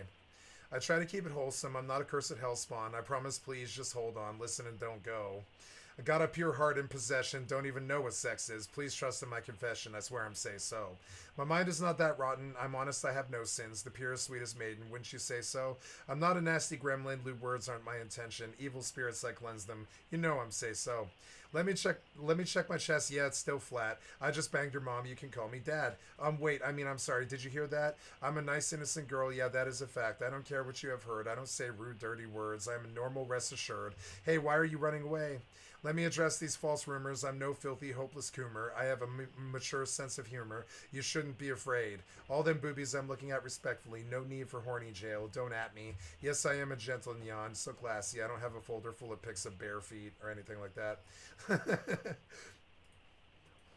To any girl out there, please love me. Base. Ultimately, this would be the last video ever posted to the Puffy Zoaman 4 account, with Ben Please taking love a me. hiatus from the Ben Rant series and eventually being unable to log back into the account, apparently due to the permanent. I'm sorry, but when you say please love me, are you aware of how desperate it fucking sounds? Did you think that people like desperation? Did you expect them to just sort of cross the bridge of desperation and come to you? Do you really believe that... Oh man, it's raining hard. Do you really believe that, you know... I lost my train of thought. This leads us to the creation of the Ben the Looney channel, which he is active on to this very day, although its name has since been changed to just Puffy Zoaman. Over the course of his activity on the Ben the Looney channel, Ben would continually switch his stance on the Ben Rant series, first expressing a desire to kill the Ben T. Looney character and move on to making more positive videos. Every single image has to be from Soy Jack Party. But then quickly caving to requests to bring the series back, or finding more interesting topics that he couldn't resist ranting about. A great example of this is when he literally animated the character rising from the grave after taking a break from the series, which is The honestly Phoenix the best Gang. demonstration I could think of to show his tendency to go back on his word. One of the main reasons for Ben moving away from making rant videos was that in 2013, he announced he was currently pursuing his dreams of becoming an animator by attending college in order to improve his skills, and as such, he had less time to record videos. Furthermore, he wanted to begin focusing more on posting his own art and animations. For example, So I would like to announce that coming up in a couple of weeks, my friend Bagon and I are going to do a co-op session on 76 to do the main storyline, so he can see the lore before they inevitably shut down the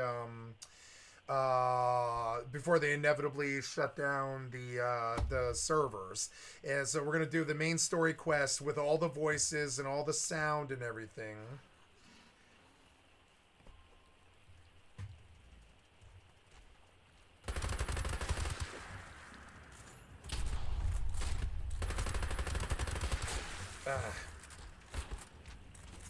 It's a... Oh my god, it's a Grafton. Oh no, I don't have any meds. Hey, run. I've been killing a lot of things, so I can probably sell a lot of stuff, which is good. But I've also used up a lot of my daily caps, so we'll go see about that. I guess I'll have to rest again. That sucks. Oh well. I'll have to go buy stim packs. They're really hard to fucking...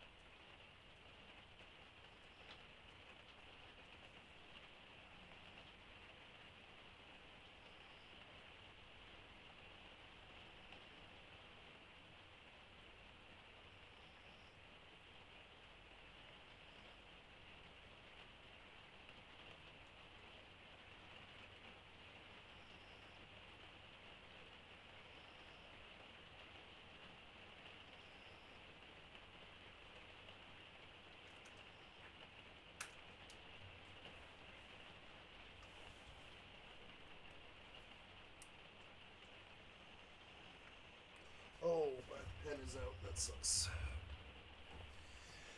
It was a good session. Got a lot done.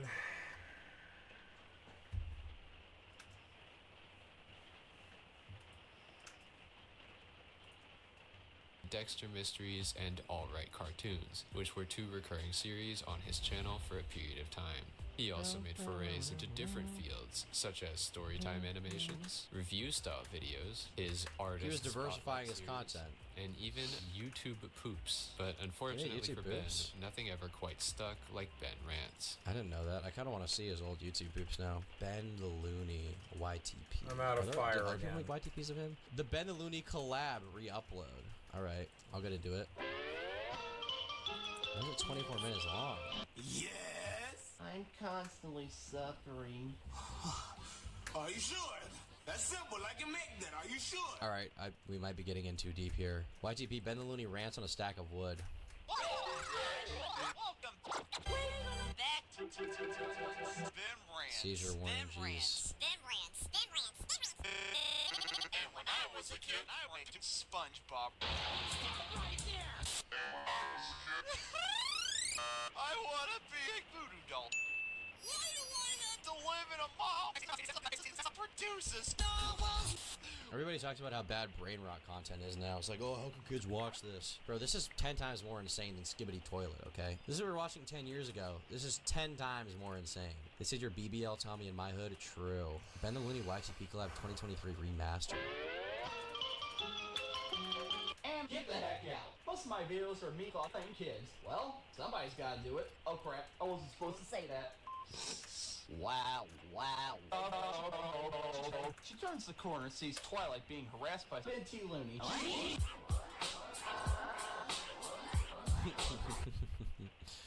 Wow. Think about this. Past 9 years, in December 2013, he quit rants, salutes, and review videos by Ben the Looney. But unfortunately, Cartoon Lover 98 has terminated the account forever. With is decided to remaster the cause of archiving as many added clips as possible. 0 comments. I'm gonna leave a comment saying, lol. We're weighing in.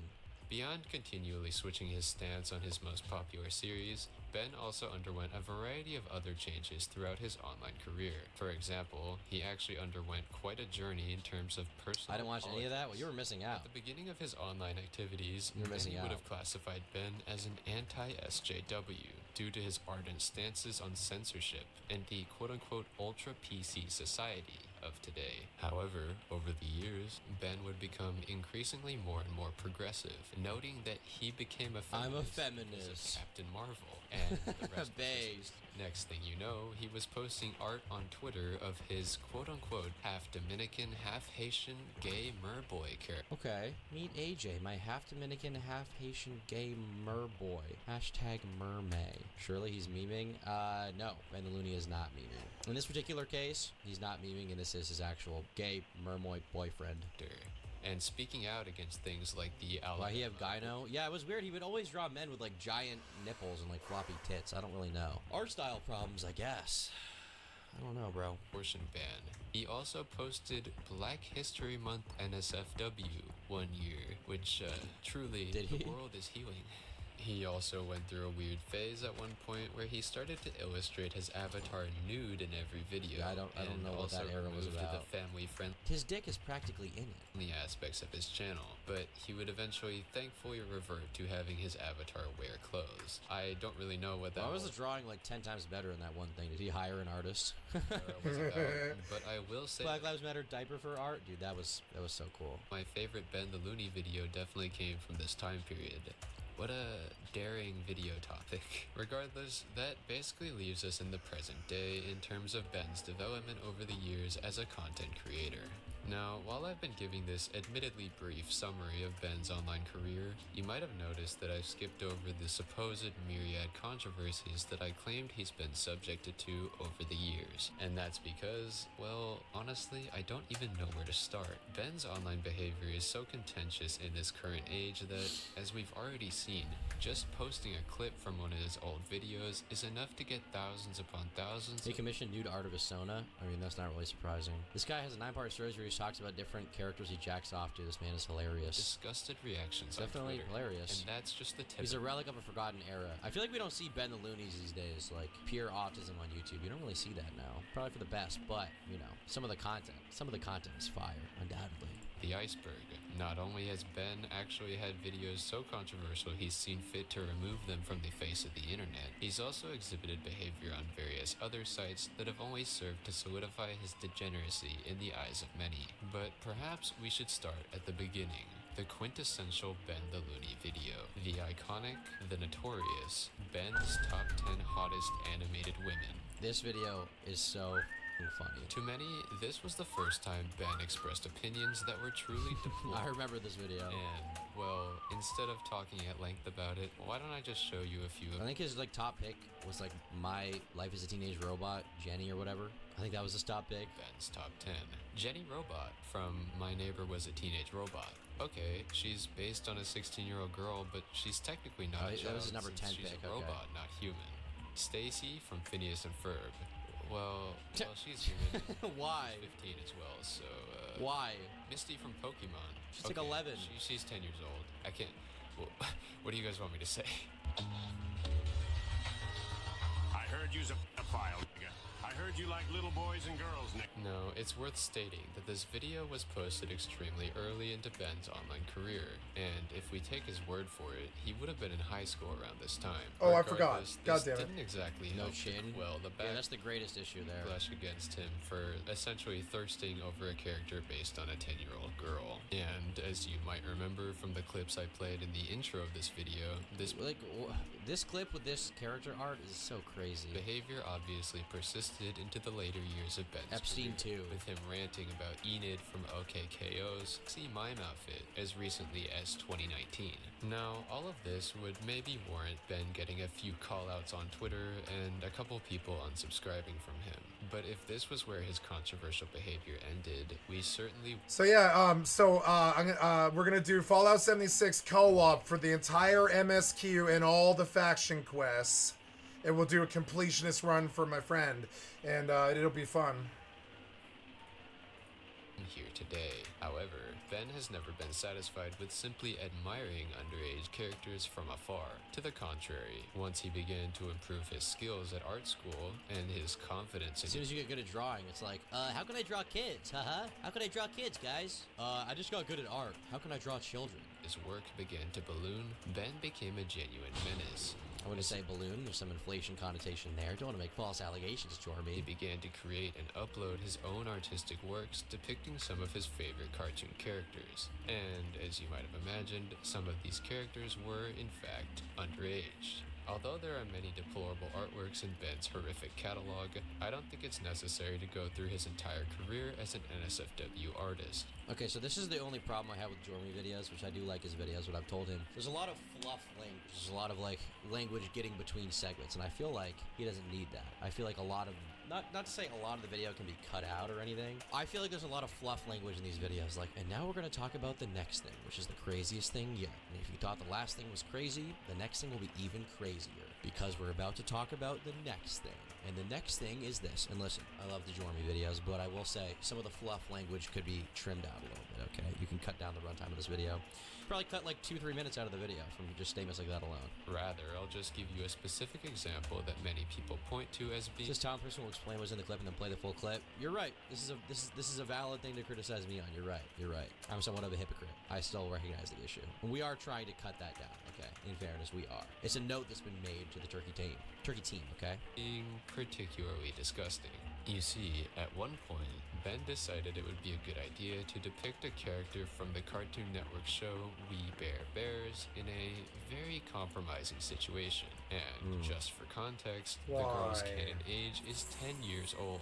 Why? And she's obviously depicted in a situation that is anywhere near NSFW, so that's all Ben.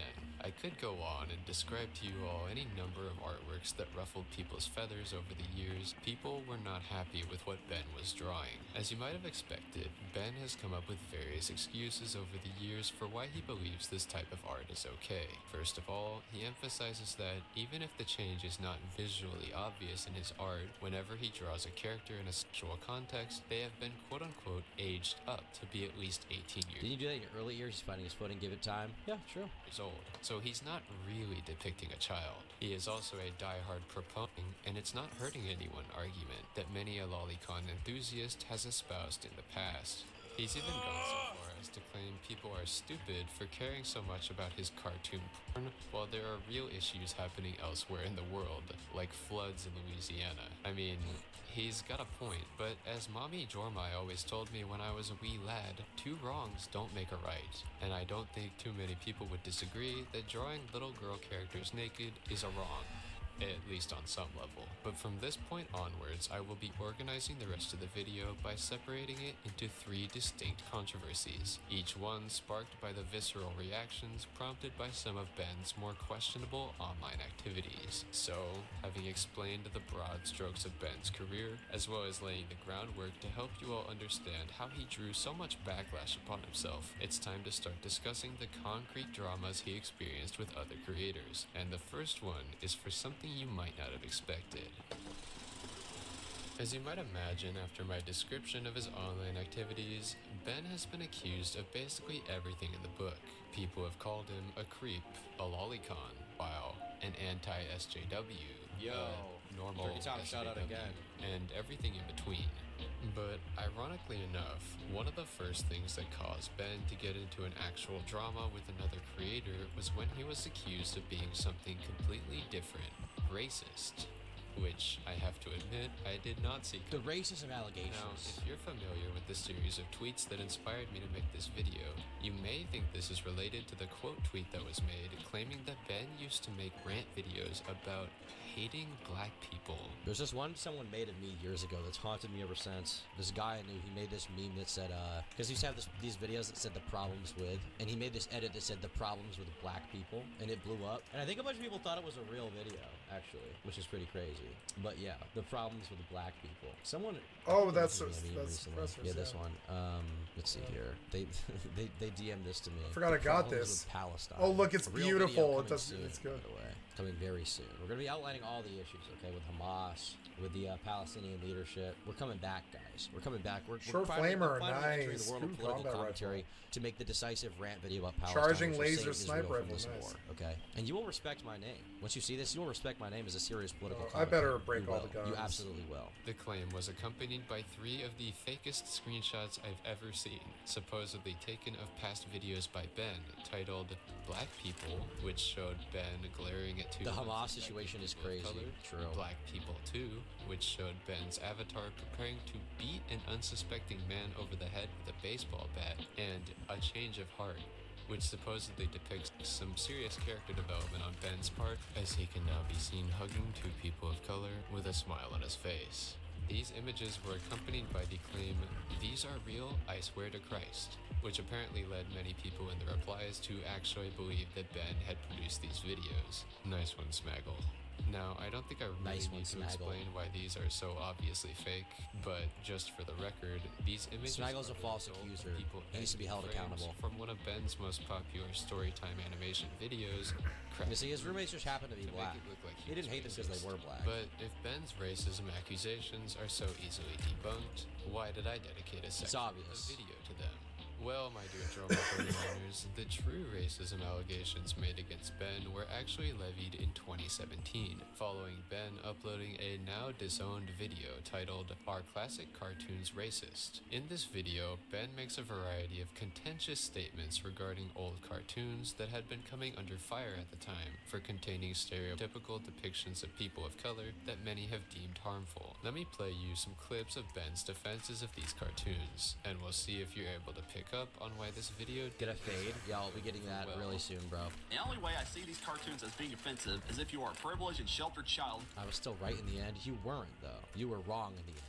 You falsely accused him. Smaggle, you've probably done worse shit than this on my live streams, okay? You probably said worse shit. So step off Ben Illumi, okay? Keep his name out of your mouth.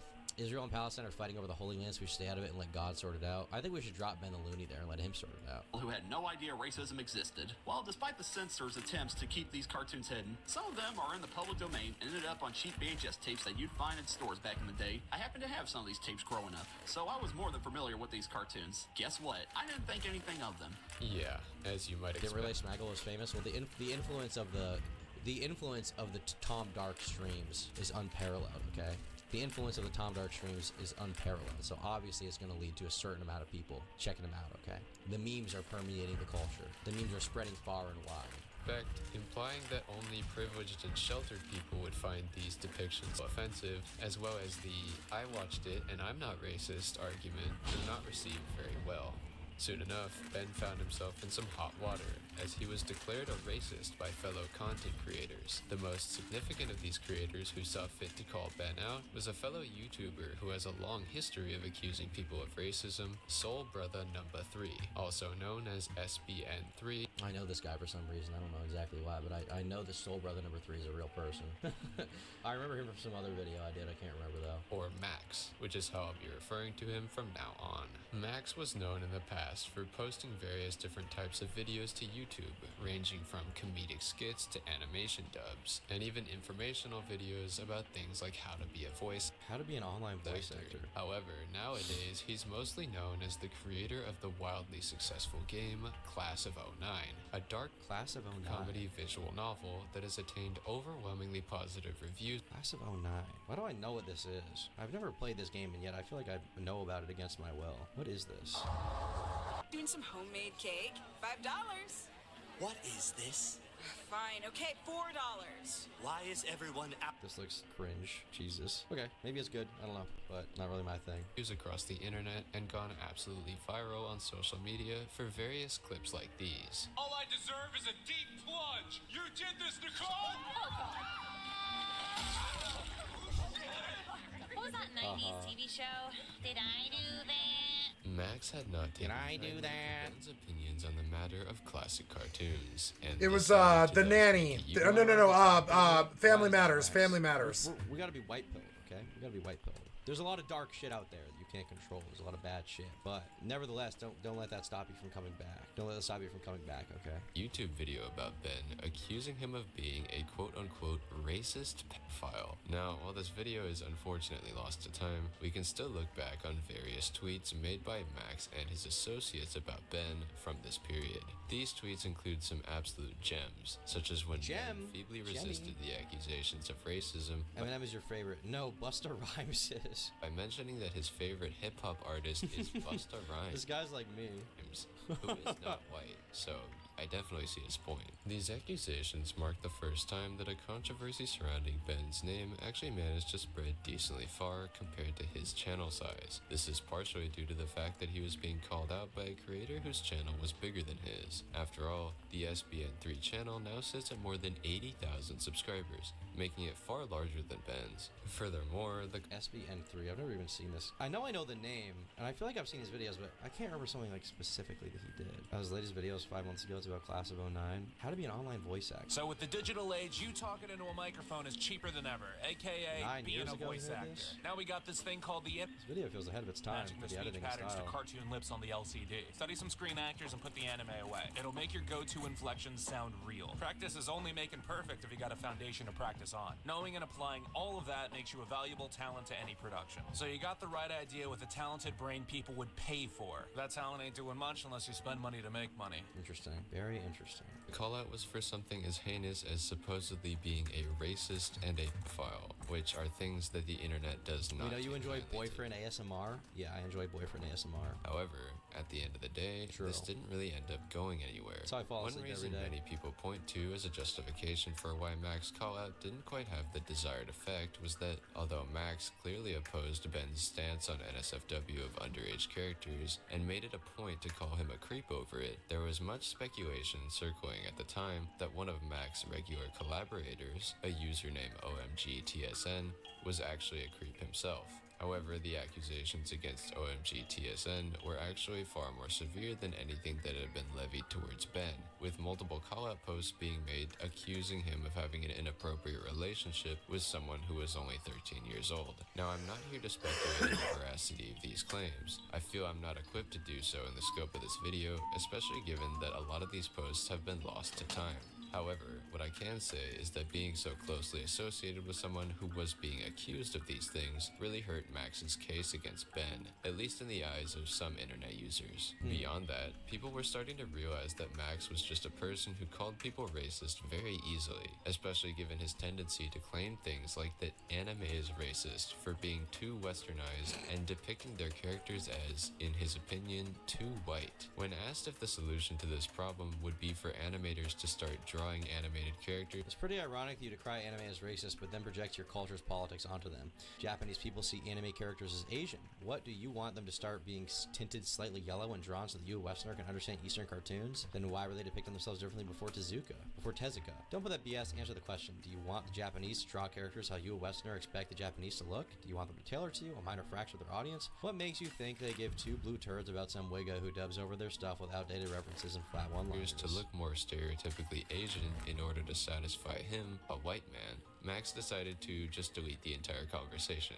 Lol. To detract from his criticisms even more, part of Max's callouts were inherently flawed, such as when he accused Ben of referring to people of color as quote-unquote the blacks, in order to make him look insensitive, even though this straight up just didn't happen. As a result, Ben actually kind of cooked him in their Twitter exchange, which can't destroyed.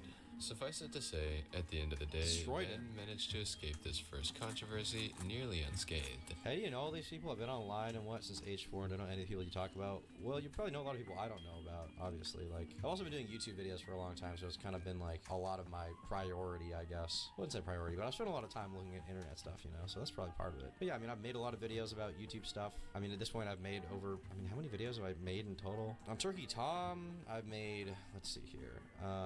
It doesn't say the amount of videos. Hold on. At least 200 videos. Definitely a bunch more that I've deleted at some point in time. On the Tom Dark channel, how many have I made here?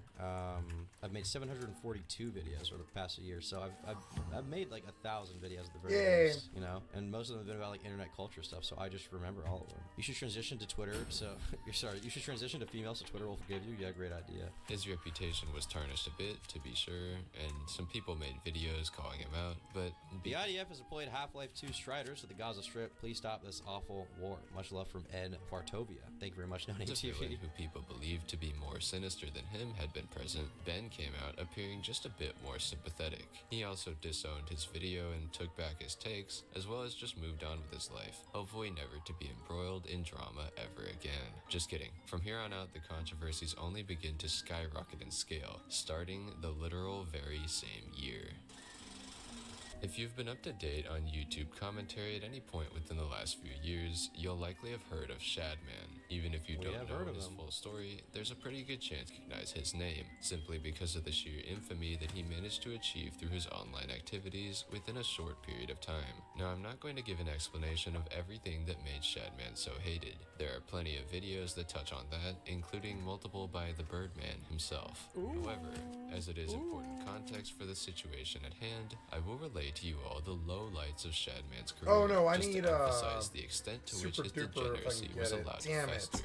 From the very beginning of his online career as an artist, Shadman's work was extremely provocative, and this was done on purpose. He reveled in the negative attention he received for posting explicit lolicon art, and he clearly desired to leverage this negative attention in order to catapult himself into the mainstream as a sort of misunderstood provocateur. And for a time, this actually worked, with Shadman's name becoming so well known that he even received recognition from figures like everyone's #1 e-girl, Belle Delphine. Yeah, it's kind of weird. I know the internet was a lot edgier back then, so to a certain extent you can forgive some of this behavior, but I'm very perplexed by people who saw him like drawing Daphne Keane, that's her name? The Wolverine actress. I covered that in my video. Drawing her like literally being and like people being cool with that and like defending him and being his friend. I find that super off-putting and perplexing, you know? To a certain extent, I mean, I'm never gonna support the lolly shit, but to a certain extent, if people are gonna make the argument, at least it's not a real person, you know? I don't think that's right. I don't think that's cool. But if that's the argument they were making, I would see that as more expected, you know? But the argument that was being made by some people was like, it's cool that he drew a real little girl who like potentially saw it being like, that is extremely fucked up. Didn't Shadman draw Keemstar's daughter, or sorry, Keemstar's kids in Lolly, or was that different? He drew her in what was a very suggestive drawing. It wasn't like porn, but yes, he did draw her. And he drew Lieutenant Corbus back in the day as well. So, yeah, he's definitely a weirdo. And to my understanding, his like entire friend group is falling apart. He has no connections in Los Angeles anymore. I think he was like a drug addict for a while, so yeah, it seems like karma kind of got him. Denounced him for his disgusting behavior. It's worth noting just how influential he once was. But if so many people were supposedly completely fine with Shadman creating art of characters clearly intended to be children, what caused it all to come tumbling down? Well, the first crack started to show in 2016, near the end of the presidential election. Shadman made an agreement with a random internet user that if Donald Trump was elected president, Shad would draw Keemstar's daughter performing inappropriate activities with Trump. Keep in mind, Keemstar's daughter at this point was 7 years old.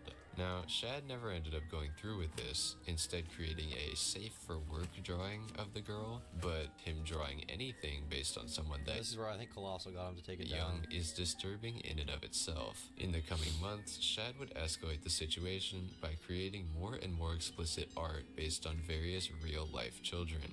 His drawing Lieutenant Horbitch depicted the then famous 11-year-old. She's 11 years old, he's drawing her. Like he's drawing an 11-year-old girl. Like, what the fuck is wrong with you? This is a real girl. And you know she saw it back in the day too. There's no way she didn't. She was like at the peak of EdgeTube or whatever. And it's just disgusting. Year-old YouTuber Lieutenant Corbus doing things with a microphone.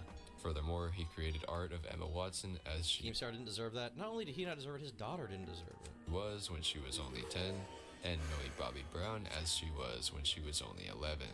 But the straw that broke the camel's back was when Shad created art of the 12-year-old actress Daphne Keane, who played an important role in the movie Logan, being brutally assaulted.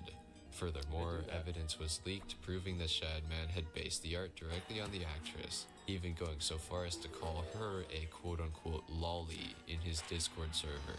I'll spare you all the disgusting details of this art, but suffice it to say, at this point, even Shad's most diehard supporters were having a difficult time justifying his actions. But some of the most valiant... I thought he didn't take it down. Oh yeah, actually I think he didn't take it down. I think I misremembered. Yeah, I don't think he did. And honorable Shadman glazers were totally undeterred by this. Enter our man, Ben the Looney. In mid-2017, Ben made what is quite possibly the most severe error of his entire online career. He posted a video praising Shadman and platforming his art, titled Shadman, Artist Spotlight. Now keep in mind, most of the things I just discussed occurred in 2016 and 2017. As such, the fact that Ben's video was posted when it was, shows that he truly didn't think these actions merited condemnation of Shadman, because they'd already happened. But let's hear the guy out then. Oh boy. Might as well get the controversial one out of the way here. here. Yeah. Oh boy, might as well get it out of the way. Well-spoken and laid-back guy who not only defends himself well, but he manages to convince me differently regarding... Does he defend himself well? If the position is indefensible, are you really defending yourself well just because you're like, nah, I'm going to keep doing it and drawing kids getting fucked? Is that really defending yourself well? Is it? His work. I don't think so. He said some things that make so much sense that I can't even do what he says justice. I'm just gonna show you. Yeah, we're not gonna listen to that. Overall, Ben plays clips from Shadman's YouTube videos in which he defends his heinous artworks by calling them experimentation, and then basically just goons over Shad's art for a while. Finally, he moves on to rationalizing each of his controversies. For example, he says there's nothing bad about Shadman drawing Keemstar's 7-year-old daughter, and that the haters need to quote-unquote calm their tits. Here's what he had to say about the drawing of Lieutenant Corbus. When you get down to it, it's just a girl sucking on a microphone. That just happens to look like a phallic symbol. Like, what the fuck? What is wrong with this guy? It just happens to look like a phallic thing. Obviously, he didn't actually think that. He then clarifies that, while he himself does not enjoy lolicon, he will tolerate other artists for drawing it. Given that he had just tripped over himself to misconstrue the intention of what is clearly suggestive art based on a real child, I'd say that second part was pretty obvious. He also felt the need to take to the comments section in order to defend the art against people who were understandably upset. One commenter pointed out the fact that Ben had Simple. No one's getting hurt from the drawing. Why? It's just a drawing, guys. It's just a drawing. actually cropped out the more explicit parts of the drawing, and that he was downplaying the fact that the art was based on a real-life child. Ben then hops into the conversation himself to compare the art to something as innocuous as someone sucking on a hot dog, claiming that you'd have to be really sensitive to care about it. But obviously, if you drew a child sucking on a hot dog, people would be like, what are you doing? They'd be like, what is wrong with you? When someone brings up the presence of seminal fluids in the art, which How mad did Keem get? I remember him not being happy. obviously indicates suggestive themes, Ben says, "There's a mug in the drawing. I see it to be whipped cream." Right. One thing in particular people noted about this video is that Ben completely skipped over the Daphne Keane controversy, which many saw as Shadman's greatest fault. It is, and it's, imagine anyone defending Shad over that, you know? You can't if you include that. There's no good argument you can make for like, that's cool, it's fine, he's a good guy. You can't. Ollie, and which had given direct evidence that he was basing his drawings on real-life children, and he was willing to depict abhorrent things happening to them. This single video, which obviously has since been deleted, has had significant and long-lasting effects on Ben's online reputation. In nearly every situation in which he has been brought up in the future, at least for the next few years, there was a high chance that people also brought up Shadman. You shut out my friend Pyrox Lego? Thanks for the 5. To his own severe detriment, Ben had My Jewish friend says you have the Homer Simpson side profile and mouth. Is that true? I used to get the Bart Simpson accusation. It's possible. It's possible. managed to forever link his name with Shad's, an undesirable connection to be sure. This drama was a bit different from the Soul Brother number 3 one, because, unfortunately for Ben, there was no one to come out of the woodworks and inadvertently paint him in a better light. However, at the end of the day, it was clear to many that Ben was not the biggest villain in this scenario. Of course, platforming Shadman and presenting his degenerate artwork in a misleading way is worthy of condemnation, and it was certainly bad enough to earn Ben a spot as one of the internet's villains of the week. However, most people who cared eventually forgot this ever happened, especially as Shadman faded into irrelevance. And so, for at least a few years, there was relative peace in the world of our pervy purveyor. But what would come next was undoubtedly the biggest drama to ever touch his channel. Fallen Titans. Thus far in his online career, What the fuck is that? by clearly being part of the artistically oriented side of balls? YouTube, Ben had somehow managed to Is that just largely balls? steer clear from the so-called art comment. Not living down the Springfield allegations? Yeah, true.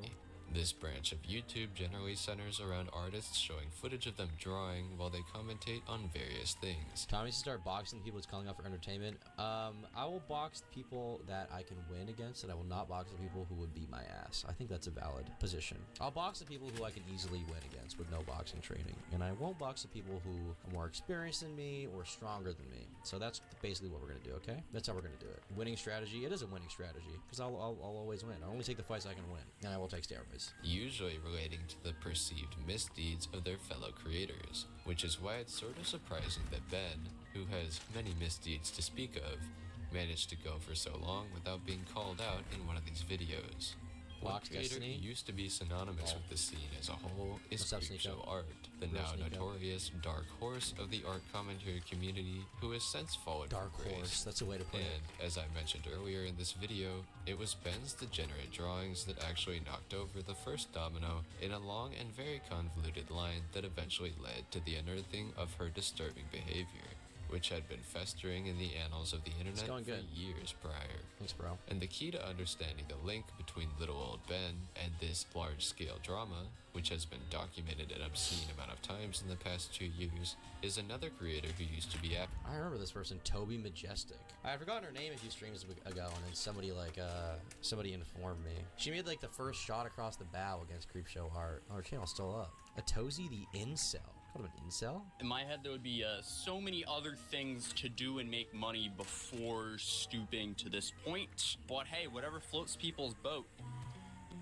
But now that iDubbbz is a simp, now he's gonna go in full baby. Lazy fucking commentary YouTuber who has nothing ever original or new to add to any one of their commentary videos and just kind of piggybacks off what everybody else thinks because they can't have their own original opinion, because that means that they would have to. Like I said before, and I'll reiterate again, he was not personally offended by any of the memes. He didn't really fucking care. His whole fucking. I don't really get this. I don't really get this like format for the visuals. It seems like infinitely more boring than anything else you could do. The only channel that does this well, which is not really in the community or whatever. I like Beige Frequency because when he draws people, he draws them really ugly and fucked up, and the art actually relates to what he's talking about. Be right back. I gotta pee. Like he's drawing Hulk Hogan in a really effed up way. I don't know if that's a really fucked up way. It looks like normal cartoon art to me, honestly. I think his eyes are red because he's old. And I think in real life, his eyes are red, I would say. You know, you know, it's funny. I actually like this image, even though I'm sure the artist is a pederast and fucked up. I like that image that he drew of Hulk Hogan. I think it's actually fairly good, believe it or not. You know, every good artist I ever met was the most depraved. Every truly talented artist that I ever met was a depraved pervert. Every single one of them. It's something about it with that mind that allows them to create that fucking beauty. I have known some artists that I think should be world famous for the rest of eternity and stuff. One of them was in my inner circle when I was younger. And every single true major league talented painter or pen and ink artist I've ever met was a depraved fucking pervert. Not probably because they're bad people, although probably if they like kids they are, but more like because they're just image-based people.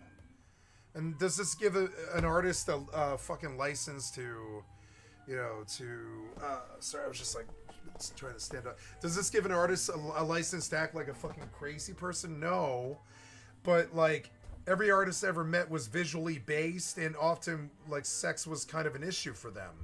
And it's kind of, and I'm not saying that the artists are bad or weird or have sex problems. They don't. It's just that, you know, like, I think it kind of comes with the territory. They're so visually based that their brain just takes them to weird places like this. Does it excuse it? Fuck no. Fuck no.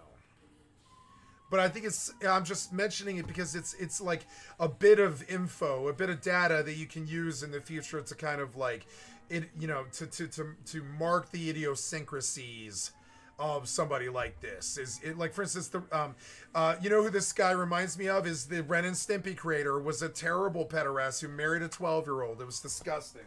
And like, or whatever, or I think she was like 14 or something. Disgusting. And he kept her for like 10 years too. It was disgusting. And these drawings, they remind me exactly of the Ren, or I'm sorry, something K, I forget his name, something Philip K or something, I forget his name, but yeah,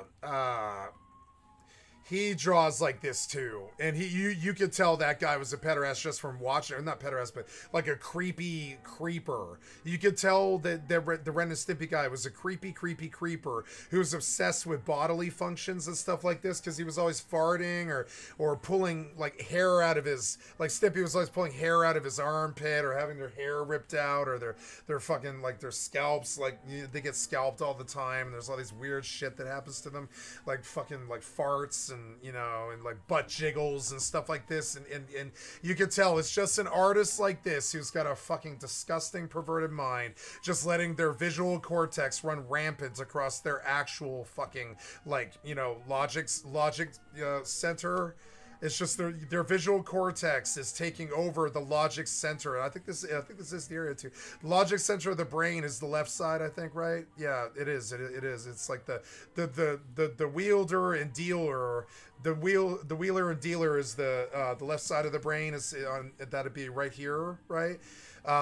Is like the you know, the creative side of your brain that like logistically tells you how to do things. When, like, for instance, when you want to lie, you have to use the left side of your brain to spin up and create a fable in your mind. So you have to creatively process a fable or a story that you want to tell in your mind. And so often people access their brain with their eyes for some reason. Now, I don't know why. It's just kind of funny.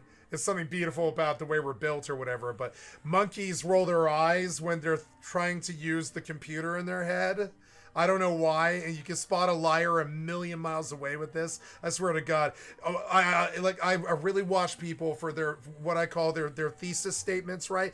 If you're looking for somebody to lie to you about something, you're looking for the thesis statement, or really it's like the subject matter, right? You're looking for the subject content. You're looking for the thesis statement, the big statement that they're going to make. You're looking at them to look away for a second, because that's them accessing the left side of their brain quite instantly in like a millisecond to spin an entire fucking story from start to fucking finish, right? Is that my phone? No. In a millisecond, something like that. Like the left side brain, it'll just spin up a fucking crazy weekend story in under a millisecond. The second you're coming home, your mom or your wife busts you for coming in at 3 a.m. and you're drunk or something like that. You're either too young or too married to be doing something like that, right?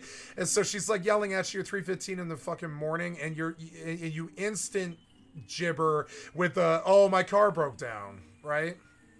And it's a lie, and it's instant. But when you really think about it, the brain has to acknowledge that there's a problem. There's so many processes actually going on in the monkey's brain. It's like there's the lie that they're literally spinning in their brain like a web. They're like, got to connect all the logic points of something that logically connects. I've got to get the subject content, the matter, the verb, the adjective, what's happening to what, get it all strung together like a thought, and they use it to lie to my wife or my mother about why I'm coming home drunk at 3:30 in the morning, right? And so... or not me, but whatever, like not me, but just like the veritable metaphorical you. And so and this is a lot of processes if you think about it, because it's like, it's the lie, it's the spinning of it, it's the subject content, it's what it's happening to, who's doing it what to. It's almost like a math equation. Each side of the equal sign has to be represented in this thought process. But the brain is so fucking fast, like a computer. A human's brain can be fucking fast, like basically as fast as a computer, I would say. It's like instant. You get you get such a deep thought so quick. You ever had like an instant realization, like, well, I got it. It was so fast. It's like it's under a millisecond or something. It is, and it's like oh my God, I just comprehended that I left my keys at home, and now I'm 15 minutes on my way through my trip.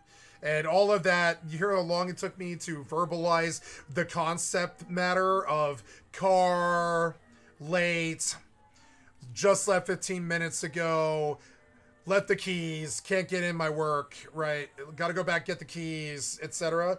But the realization is like under a millisecond of all of those things as your brain connects all the neurocortex patterns, and it all connects, right? And it happens fast. And so it happens in this side of your occipital lobe. It's like, your medulla oblongata. It's like right here, and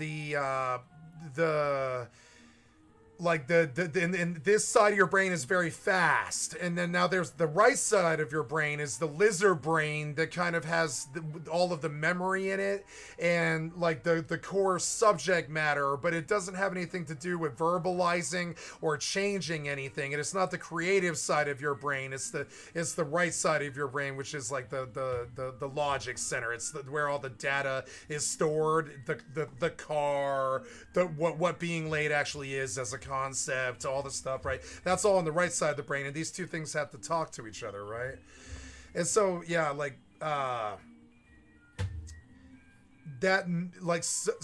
it's kind of funny, like it's weird that people can spin lies so fucking quickly. And it's weird because so and I don't know I don't know why I went off on this tangent really, but it's just, it's just like, it's a funny thing about the brain. I was just thinking about it. And so it's weird, like the way that the brains are wired, it causes these artist types who are visually left brain people. They don't have the strongest right brain. They're artistically extremely creatively strong. Their imagination is extremely strong, right? But their right side brain is sort of weaker because they're like a creative. They're very good at production, but they're not so good at retainment, right? And so it's sort of hard to explain. But so when an artist who has like an extremely strong visual gift of like seeing things in different ways than we do, like for instance, when we look at Hulk Hogan, we see this. And the medium that he's using restrains him a bit. Like he's using a pen and ink, a pen and ink medium that, that restrains how the image looks a bit, which is the fault of the medium. That is not the fault of the artist. I would imagine if the artists had their druthers, it would be a perfect fucking rendition of Hulk Hogan's face, right? But because of the pen and ink and the paper and the gravity and all these other fucking factors, and like paint leaking and all this other stuff, and graphic artwork or dragging mice and how your hand feels when you're dragging a mouse and all that, there's like little idiosyncrasies in how the image looks that makes it human. It makes it something that an AI can never do, and that it also makes it so that it's very faceted and beautiful, but it's also a cartoon. It's like a cartoon. Real life doesn't look like this. Hulk Hogan in real life doesn't look like this. He looks like this image, but he doesn't look like this color or this pallor or any of this stuff, right? Maybe the red eyes, but and so I don't have sympathy to pederast artists, and I believe it happens all the fucking time too. I don't know why artists tend to be kind of pederasty and sort of like creeper, but it happens a lot, and I think it has something to do with how strong their left brain is. They're just creatives who don't really see the logic in not being attracted to some young girl. And all of us who have like balanced brains are like, well, I don't live in a fucking daydream of palettes of watercolors as I dream about Chopin and Van Gogh, right? I'm more of a balanced person. I'm very creative, and I do stuff like that, and I do have days like that, but I kind of try and stay in the science side of things based in logic as much as I possibly can, because it's hard to keep both of those in the same place at the same time and not kind of drift one direction or the other and be too hard and too analytical, too detail oriented, and not creative enough, just only math and figures and what you only know, right? But a creative will dream some way to survive falling over the waterfall. The logician side of the brain is like, you're dead. You're dead. You're in a barrel. You're going over the waterfall. The creative brain doesn't give up. It's like, and this is how we get artists. Artists don't resist the left side of their brain, and that's how we get Van Gogh, right? Van Gogh, Starry Night, right? This is how we get Van Gogh is because he doesn't curb his left. He did not curb his left side brain, and in doing so, he went insane and chopped off his own ear and all these other things. And so this is why I stress the balance of these two things very strongly, because if you sit left side brain your whole life, you end up doing artwork like this that we challenge, that we treasure as an international treasure. We love this artwork, but Van Gogh himself was probably a creeper, or probably really weird. We know that he mailed his ear to his lover and stuff like this. Who the fuck does stuff like that, right? But we don't know. But artists are almost always like certifiably insane, and I'm saying this with jest. I don't mean it as some dig at artistry, because I'm an artist as well. It's like, but insanity and art kind of go hand in hand. And so when these YouTube artists are degenerates, it doesn't surprise me. I never met and I would say this guy is talented. To get this kind of facial detail on a cartoon face is actually difficult. It's very difficult to get the nose, like that is not a circle. It is like a weird crescent.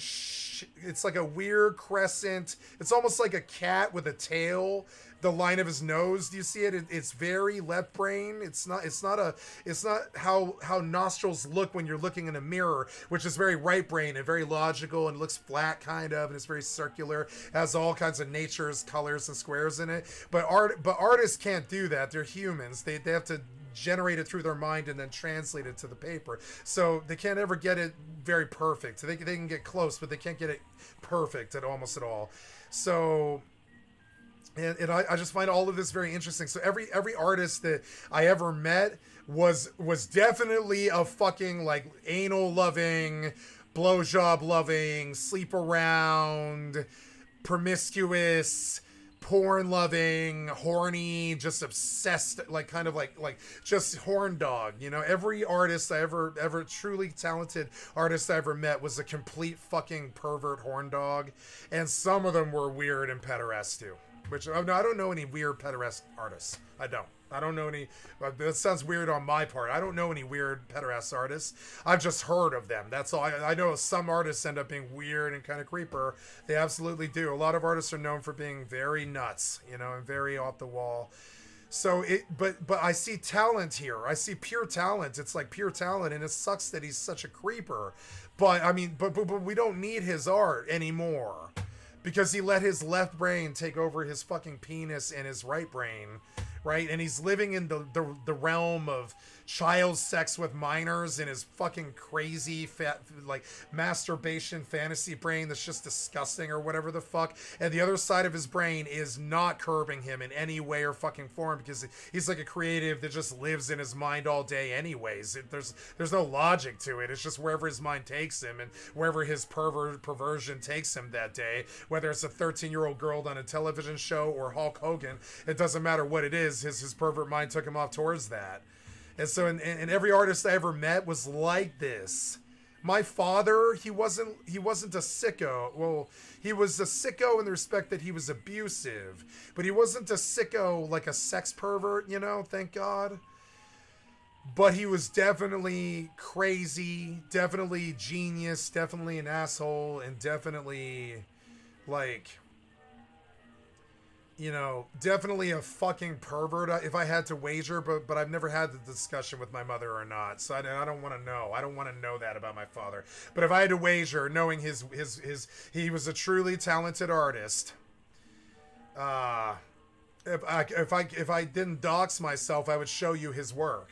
My father was an extremely talented, acknowledged artist, and he was in New York for a while and all this. And he was not famous very much, but he was successful. He sold many paintings for $5,000 to $10,000 a piece in my lifetime, something like 100 of them or something. They're not 100 of them. Yeah, it was like 100 of it. I had to move canvas for him like 100 times. And moving canvas sucks. It's this huge wood frame that's like the size of a wall, and it's heavy, and you gotta help them move it because it's cumbersome. You gotta get it through the door and shit. I hate moving canvas, and he made me do it like all of my childhood and stuff, and it's okay, but you know. It was not my favorite thing in the world. I'll be honest. So, Claimer, please do not. Oh no! What'd you do? No, what'd you do? You hit the button by mistake. Okay. I don't really get this. So yeah, and I didn't like my father because he lived in his left side brain most of his goddamn life. There'd be times when I'd be like with my mother, and she'd be like crying and like just cradling me after he had like screamed at her and thrown a television or something dumb, and I'm like, Jesus Christ, you are so off in that weird artist brain. And I am a space cadet. You hear me ramble on all fucking day. I am a space cadet weird moron that's just totally blathers on about anything at all the time as my mind just wanders across the universe like the Beatles or whatever. And but he was like worse than that. He was definitely in his intellectual left side brain 99% of the time. So talking to him was awesome because he was a funny guy, my father, but he wasn't normal. He was a very talented, very intelligent, very off the wall, independent, kind of underground artist that was successful and did make some millions selling paintings. Well, not millions, like hundreds of thousands selling paintings in his lifetime. I don't think he ever made millions, but he definitely sold like hundreds of thousands of dollars worth of paintings that I saw him sell, like, you know, in my lifetime and stuff. He was a successful artist, which is extremely rare. And he does neo impressionism. He runs lines across like a huge canvas in stripes, and the way that the stripes coexist with each other in a 3D manner, in the way that he backlogs them in an interesting, wonderful pattern and stuff, it looks like you're looking at 3D art, but it's only just stripes on a canvas. And he did see like some hundreds of thousands of dollars of success with it, and he was acknowledged. He was a terrible alcoholic, and they almost always are. They're almost always terrible cigarette smokers. They're terrible alcoholics. They have terrible depression. They have very like crazy idiosyncrasies. Like they'll have like, you know, they'll be bipolar or, you know, OCD or that kind of thing. And so, you know, and so it surprises me not at all that minds like that end up like on these videos of them talking about them as degenerates, because yeah, every fucking artist I ever met actually was a degenerate, basically. Not in a scary way, but just like you can tell that you look at them daydreaming over in the corner with this like grin on their face like this, you know. And you're like, you're thinking about fucking the teacher in the ass right now, aren't you? And they're like, yep. And they're like, you can tell, huh? Yeah, I can tell, dude. It's like on your fucking face. You're that much of a pervert. That literally, you have written on your face that you're thinking about fucking the teacher in the ass right now. And it's gross, and I'll call them on it. You know, it's like weird. You can see it on their fucking face. They're off in some weird artist's fucking realm. They don't care about age. I don't think they care about, like, money. I don't think they care about, like, you know, propriety or morality or anything like that. Like I think they care about that stuff all the time when they're in normal roles and stuff. But when they're like in their artist mode, or they're in like some kind of perverted fervor or something like that, I would say that the weird artists that I've known are like these open books that are reading to you on their face what they're thinking about. And it's that cringe face. That's where this cringe face that he's drawn on this picture is his own face. It's that weird cringe face as his artist's mind runs wild about the image. It just lets the image go crazy in his mind. And it's like, you know, all these creepy little girls and all this stuff. And like, I'm sure it is. And I've seen it before in other places, like Henry Darger. Henry Darger was like that. There's a lot of weird artists like this. Like Henry Darger is a perfect example of it. The Realms of the Unreal. It was a 25,000 page fantasy / war epic. That the literature war, like kind of modern day 1920s war epic that was mixed with a fantasy world like Narnia. He was influenced by Narnia, right? Henry Darger, but he was probably a pederast, or not a pederast at all, actually, but someone who is so severely developmentally challenged, which is another thing that we see with artists, is you can have the genius ones that are off the fucking chart intelligent, like Leonardo da Vinci and Donatello and Michelangelo and all the genius artists that the Ninja Turtles are named after, right? You can go that direction, but there's also another direction of artists that's like autistic and nuts and sick and weird and totally crazy, and they end up in the madhouse like Van Gogh. And they're not normal, and they can't speak normally, and they bite their fists like this, and they have weird, like, you know, they'll have Tourette's, and they'll be drunk, and they'll be smoking cigarettes, and they're angry, and they look like some French Parisian hippie or something, but they're looking angry like Hitler, and it's like really weird. Artists can be very weird. I come from an art culture. I grew up in an artist commune, and I have lived in the Denver Arts Complex for like 4 months, and I've lived the life of an artist and paid my rent with my arts and all that. I've been an artist, but I'm not like these people. I'm really not. I do not live in that other side of that brain, off on cloud 9 all day. As you think about having sex with kids or some weird shit that these artists do, you can just tell they just never did curb, that they never put a leash on that dog. And it's simple. Most of us around the age of 6, Realize that we're in a fucking actual society that can't just like stare at some woman's tits all the time, or like, you know, run up under some woman's skirt, or like look at your dad's penis, or look at, you know, all this. You know, you stop doing that sort of shit at the age of 6 when you understand what those things are and that it's improper to do that stuff. I think the people that live in the entire left side of their brain, they don't even bother logically not doing that. They just go full-blown, you know, like full-blown jack-off mode, mental masturbation mode. They let their mind run wild, and it ends up here, their own cringe face drawn over a Lolita face. It's disgusting. For the vision. The Ren and Stimpy guy was like this. A whole bunch of the famous artists were like this. A bunch of them get arrested for pederasty and shit like this. It's fucked up, and I've never understood it. Why should artists be like that? But them being visual based, I think innocence on the face of a child is like fucking some kind of weird shitty drug to these fucking sicko fucking chomos. It's disgusting. You can see it because he's trying to illustrate it for us. Do you see it? And this is why this work is like foul. I don't know why he's watching it. I'm going to get off of this now, and I'm terribly sorry. Wait. I wanted to see a video there. No. Oh, wait, yeah, there we go. Okay, here we go. Sorry, guys.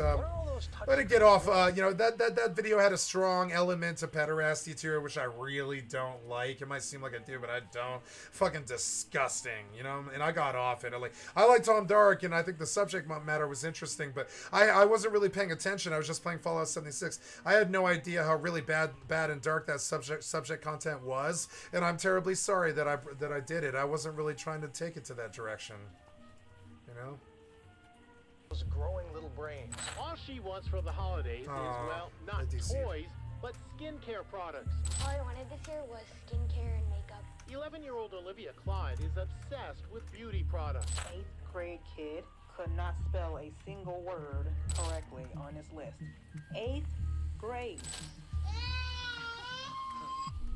Generation Alpha, the supposed future leaders and current generation of our society. But with the way they're growing up, will they actually be the future generation to make an impact? Or is Gen Alpha as doomed as people say it is? Who are Generation Alpha? Gen Alpha, or people born between 2010 and 2025, is said to become the most populated generation in history, with over 2.8 million kids born every week. They follow Gen Z and are the children of the millennial generation. Although Gen Alpha is populating a large amount of society, why do other generations think there's no hope for this generation? With countless cases of kids acting out in public, lashing out, and behaving erratically, many believe that Gen Alpha is already ruined. You see babies. Yep, this is the Stream Sniper's problem. He was raised by iPads and fucking YouTube kids who have personality issues. They literally do. From the Shane Dawsons all the way to the Logan Pauls, all the way to the fucking, like, who's the most respected one? Mr. Beast. They've all got goddamn personality issues. Really bad ones too. And it was a whole generation of men and women or whatever raised, like, you know, raised on like other people's personality foibles, like imposter syndrome is a big one, bullying, stalking, catfishing. I don't think there's a word for what I think it's witch hunting, right? So they look for somebody who they think's anti-trans or something like that, and they target them. And I don't believe there's a word for this, you know? Targeting. It's like targeting. It's like they go sifting through years and years of comments and fucking content and stuff, looking for the single 4 or 5 word sentence that cancels the person's career. And the reason that they do this is because that's what streamers do. They look for the flaws in their competition and they try to destroy their competition with it. So these kids were raised by these bloodthirsty fucking Shane Dawson fucking types, you know, Logan Paul, Mr. Beast. Say what you want about Mr. Beast. He's not bloodthirsty, but he's definitely like good at what he does, and he's very, you know, very successful and all this. and so they live vicariously through these people rather than worrying about themselves, which is what I always tell them to do. Only an idiot worries about somebody else.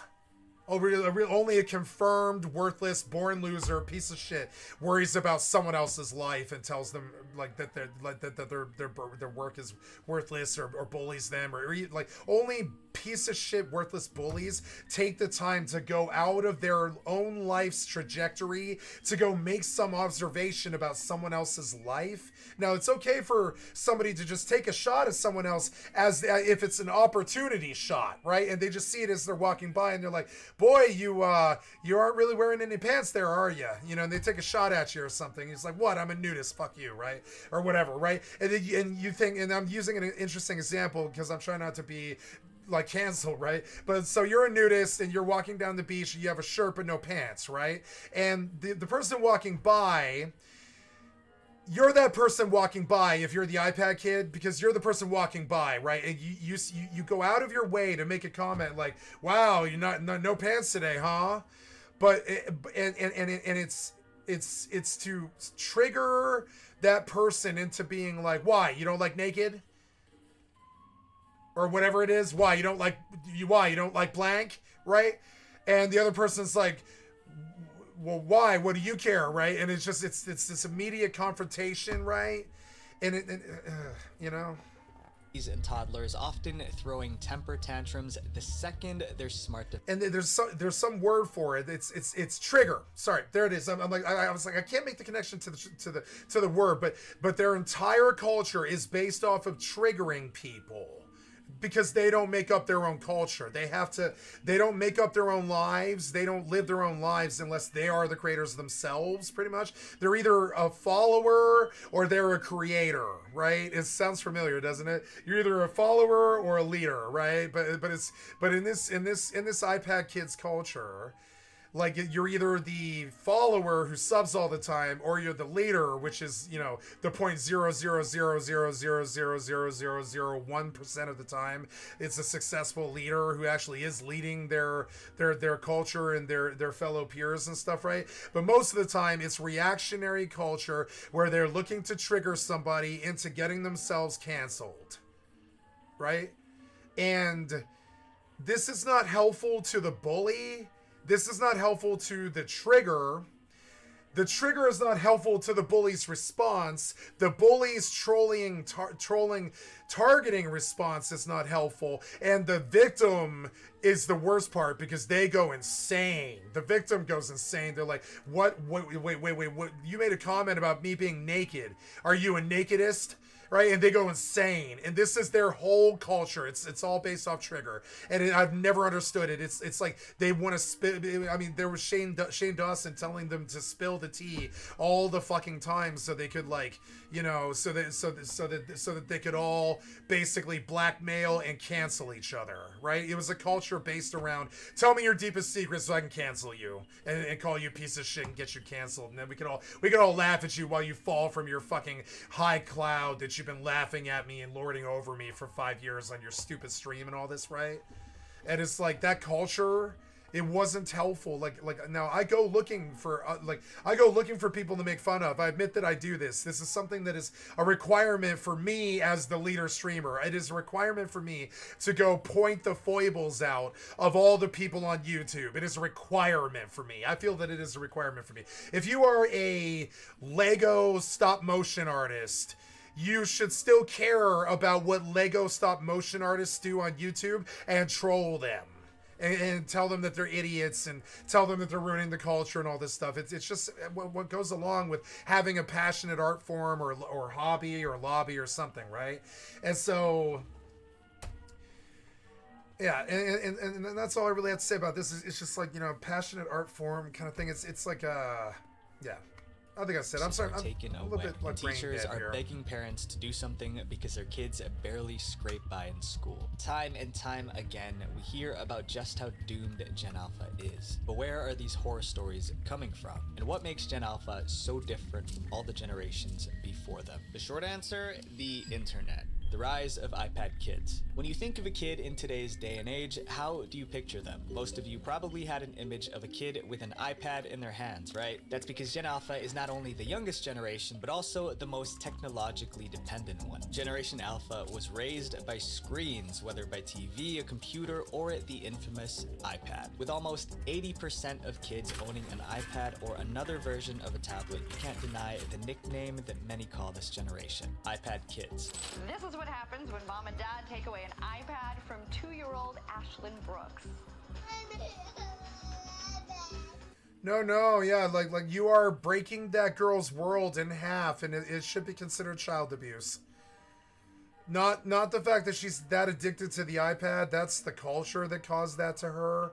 It's the fact that child's identity is that screen, and you cannot take that screen from that child. It's child abuse.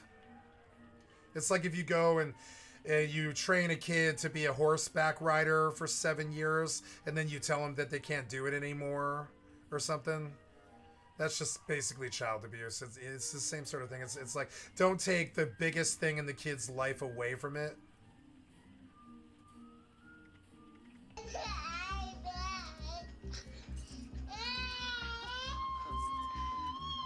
Since their creation, iPads have been used as a tool for parents who are simply too busy with work. Technology has proven to be a hassle-free way of keeping kids occupied, whether at public places, social events, or just during the day-to-day. With iPads being an evolved version of parenting in the 20th century, screens are simply considered the new nanny. And although parents may benefit from relaxing after work, iPads could be doing more harm than good.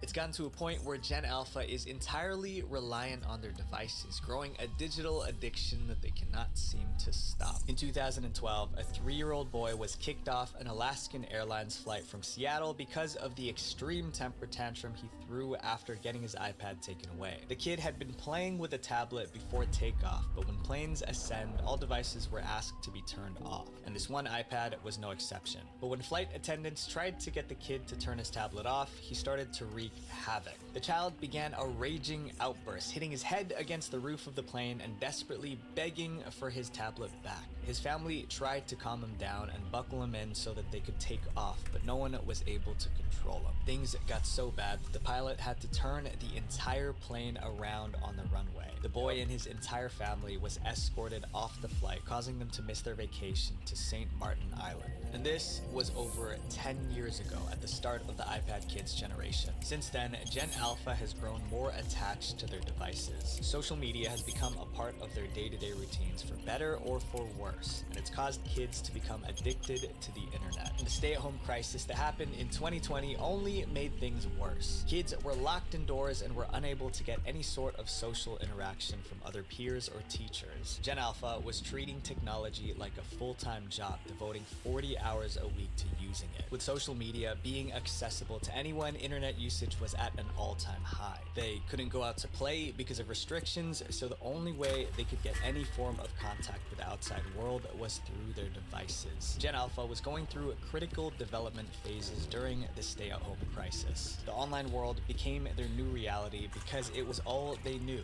Considering the sort of horrible stuff that we have access to online, this is concerning. Technology usage on its own isn't necessarily a bad thing. It's the content that's being consumed that's the real perpetrator. Parents may think that they know what their kids are watching online, but sometimes things aren't what they seem, even in videos supposedly made for kids. Internet brain rot.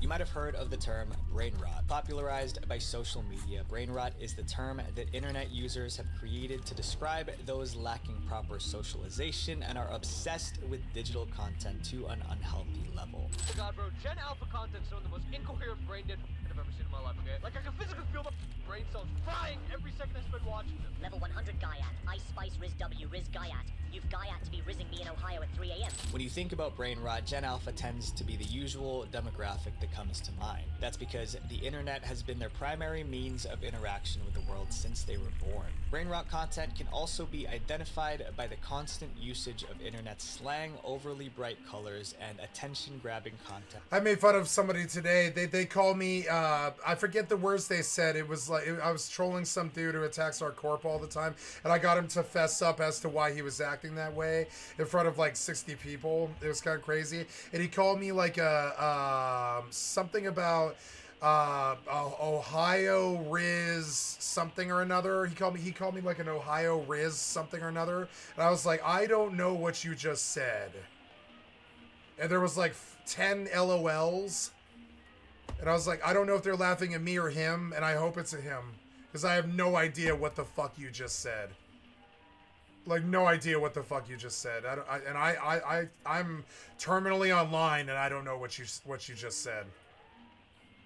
Few seconds. And that's bad when I'm terminally online, and I'm terminally online. I really am. I watch YouTube videos all fucking day. I'm terminally online, and if I don't know what you're talking about, you have lost touch with humanity.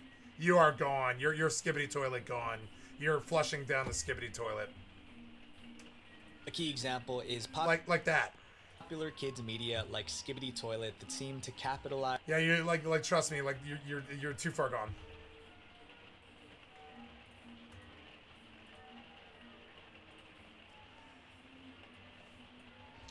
Welcome back to Pondering in the... Oops.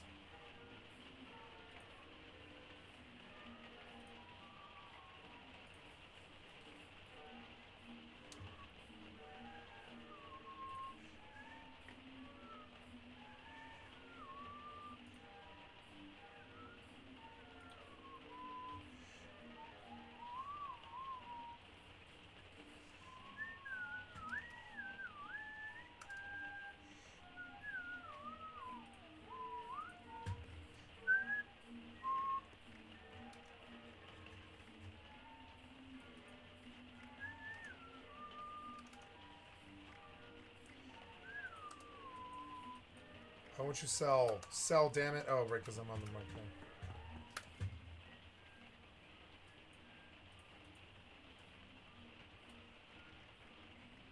I think I'll just...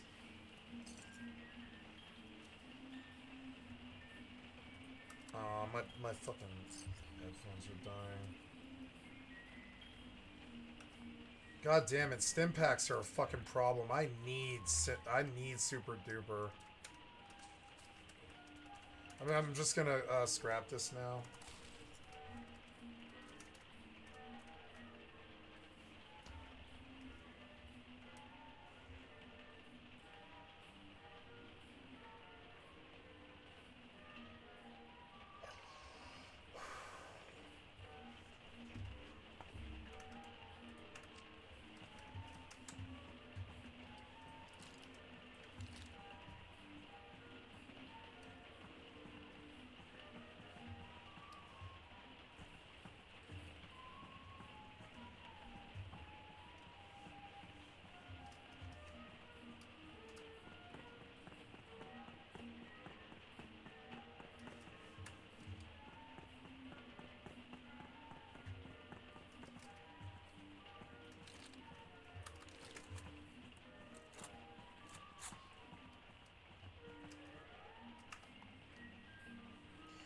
I came here to buy stims and I forgot to.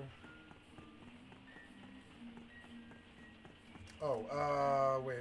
I think I did forget to. Let's see.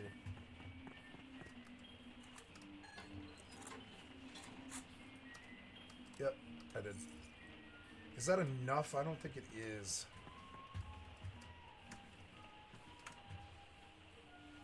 I might have to run. Oh, I put boiled water on my one key. I forgot about that. I forgot all about that.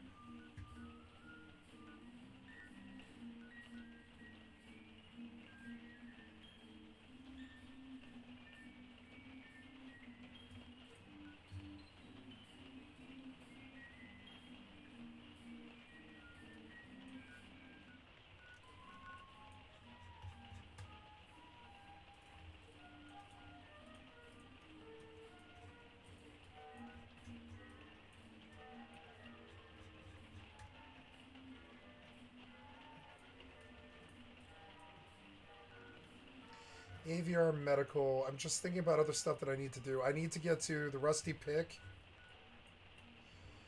I want to finish AVR medical, but I don't know, the meds are kind of extreme, but I guess with waters, that's all right. So we'll go back. Now. Alpha's decreasing attention span by overwhelming them with hyper-stimulating content. Skibidi Toilet is a web series. And then on top of it, there's like a timed fuse to their dynamite, where if it's boring at all, if it's not gradually escalating, slow drama over the days to the weeks to the blow up between Drake and fucking, you know, K whatever. K-Fed or whatever his fucking name is, Kendrick K-Dot, right? And if their entertainment isn't slow boil like that until somebody gets fried, they don't like it and they're bored out of their fucking mind. And I'm from this generation in some ways because I was raised by the screens just like them, so I know just like them that there's not truly anything bad in the world. Not truly. There's not anything bad in the world except for boredom. That's it. There's nothing in the world that's off content. There's nothing in the world like we talk about busting chomos all the time. There's nothing that's off content. We talk about Hitler. None of it's boring. Whatever. We talk about, like, you know, race wars and all kinds of crazy shit. Nothing for the iPad generation. The iPad kids is off limits, is off, you know, off the table, nothing at all. We can talk about anything at all, which is something that I do appreciate. I don't like censorship. I like full freedom like they do, and I don't like boredom any more than they do. I'm very similar to them in that respect. Almost no one from my generation is like me, though. I'm more like them than anybody in my generation. This is how I became the leader of a 500-man Australian guild that were younger than me. This is how I, you know, all this other stuff, right? Is because this is how I ran a successful 18-man Rust clan filled with 15 to 20-year-old kids. And I mean, I co-ran it. Tay ran the clan, not me. But I mean, I co-ran it, though. There were times when I was leading it. I had I controlled the admin on the Discord. I was like telling people where to go, what we were gonna build, you know, who was gonna play with us. I kicked people off the team, and the rest of the team had to abide by my decision because I was running it, and all this other shit, right? And I was acutely aware that if I didn't kick my friend, he's a friend, for having a friend who had a vac ban, that I would be setting an example to the other kids in my fucking clan, not other kids, but to the kids in my clan, that it's okay to be around somebody who's got a vac ban. So I led by example, and I kicked him, and I in front of them, and I told them why, and I told him why, and I was like, we don't hang out with vac ban losers because we'll get vac bans ourselves, and it will cost you thousands of dollars in games. You have to rebuy all of your fucking games. So not only did I protect my goddamn community and all 18 members of that clan from a potential vac ban association, which was unlikely, I admit, but I mean, it is a risk, and you don't back it in the culture. You don't ignore it. You don't say it's okay. You don't say hacking and cheating or hurting people or attacking people is okay. You don't ever say that's okay. You don't validate that behavior. You don't say it's okay that you get your shits and giggles for this. You block them and you call them a fucking asshole. You know, you don't ever acknowledge the behavior as being valid, right? It's not ever valid. And so I at no point entertained the idea of keeping that kid in my clan the second I saw the vac ban on his friend. And on top of it, I was the only one looking.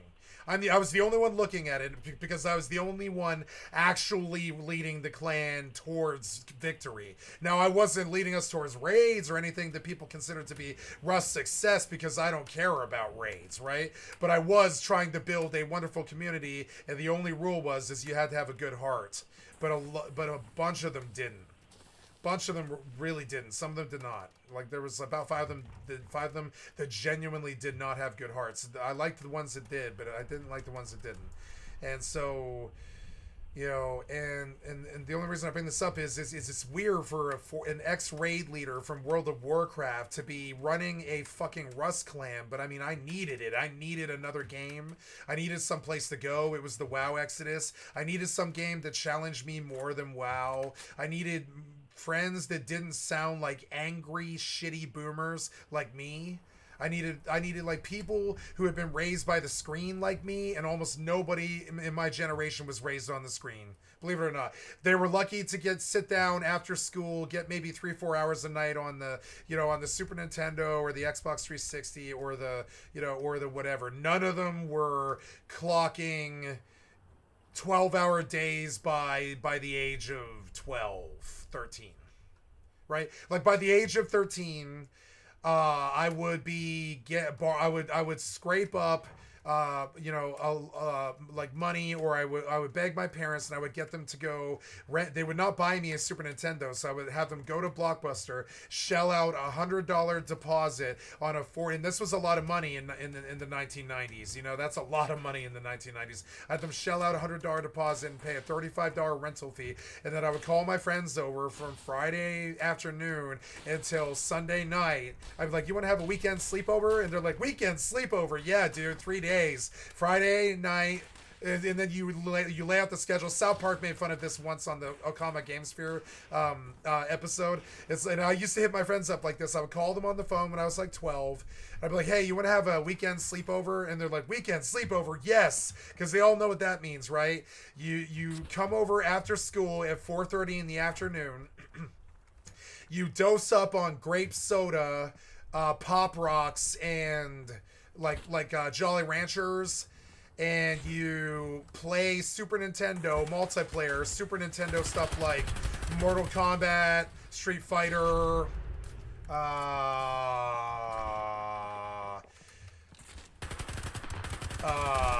Clay Fighter, Uniracers, Killer Instinct, whatever, right? Or whatever you had. Ken Griffey Baseball, NBA Jam. There were so many good 4-player games back then. 2 to 4-player games, depending if you had the multi-tap. And you and you would get together, you would get home at about 5, and you'd be running from the car to the front door. "Come on, Mom, open the door, open the door, open the door. I gotta set up the Super Nintendo." And then you set up like a fucking siege, like a siege in the living room for a 50-hour, and I'm dead serious about this. I was doing that when I was like 12. A 50-hour siege. You pick a game like, I don't know, something that you want to beat, like, your Super Mario World, right? And you play it for 50 fucking hours. You go from Friday night until 6 a.m. Saturday morning, 5 p.m. till 6 a.m. That's 25 hours, right? You crash out and you sleep from like 5:30 in the morning, and you're hiding from your parents past like 11 p.m. at night. And so for 5 hours you're dead quiet, and you're like huddled in the dark, and you've got the fucking lights off but the television screen's on, and there's no sound except for like one notch on the volume meter and stuff, and you're trying not to get fucking sent to bed and yelled at and your friends sent home the next day, right? And so that you make the compromise, and you don't push the whole 72 hours all at once at the age of 12. You go to sleep at 6 in the morning. You go to sleep at 6 in the morning, and you wake up at like, tired and exhausted at 11 a.m. or something, when your parents are like, "Pancakes, you guys slept in 2 hours, and we let you because it's it's sleepover night, and we know you were up late, so we let you guys sleep in till 11, but your kids get the fuck up out of bed now. You look like goddamn junkies on the couch, and you're 12 years old, Get up now, get your sleeping bags packed up, and go outside. Your fucking children, go outside." And so you go outside for a couple hours. You shoot BB guns, and you at your monkey bar slide, and you you ride bikes around the neighborhood, and you and you go to the store, and you buy comics and Pop Rocks and Jolly Ranchers and Sour Cry Babies, and you ride your bikes back from the store, and you prepare for the siege again, and you go another 25 hours from Saturday 1 p.m. on the dot until Sunday morning at 5 a.m. And now you're 50 hours, right? 50 hours. And I did this every weekend for, I don't know, 2.5 years or something like that, right? And so then you crash out again at 5 a.m. usually on Sunday, you either have to go to church with the family or your friend's family, or if not that, they want to take you to breakfast or a barbecue or something for lunch, right? They want to do probably like breakfast at 10 or lunch at 12 or a brunch, or they take you to the Perkins or the IHOP or something, or they get you bagels and you guys have like bagels. Bagels is always the best because then you don't have to leave the house and you can continue to play you can continue to live your life, which is the video games, right? And you're like, okay, well, so we've got 50 hours, but we're shooting for 75 this weekend at the age of 12. And we're going to beat Super Mario World 4 times. And we're going to figure out where all the whistles are in Super Mario Brothers 3. And we're going to, play Clay Fighter and Street Fighter whenever we're bored of Super Mario World. We can't handle falling in the pit anymore, you know?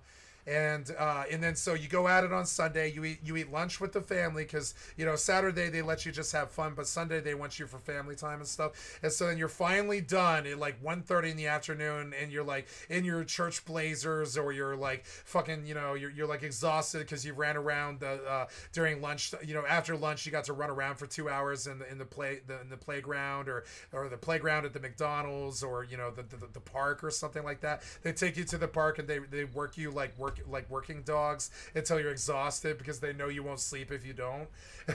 And so then because you're like you're already exhibiting junkie behavior at 12 because you're drinking 4 grape sodas a day and pounding sour crybabies and demanding fucking crappy macaroni and cheese with hot dogs for lunch, and you're unhealthy, and you're sugar obsessed, and you're maybe a little pudgy depending on what your type is.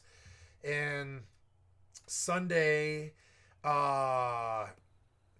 you get home at 1:30 and you clock a 7-hour exhausted.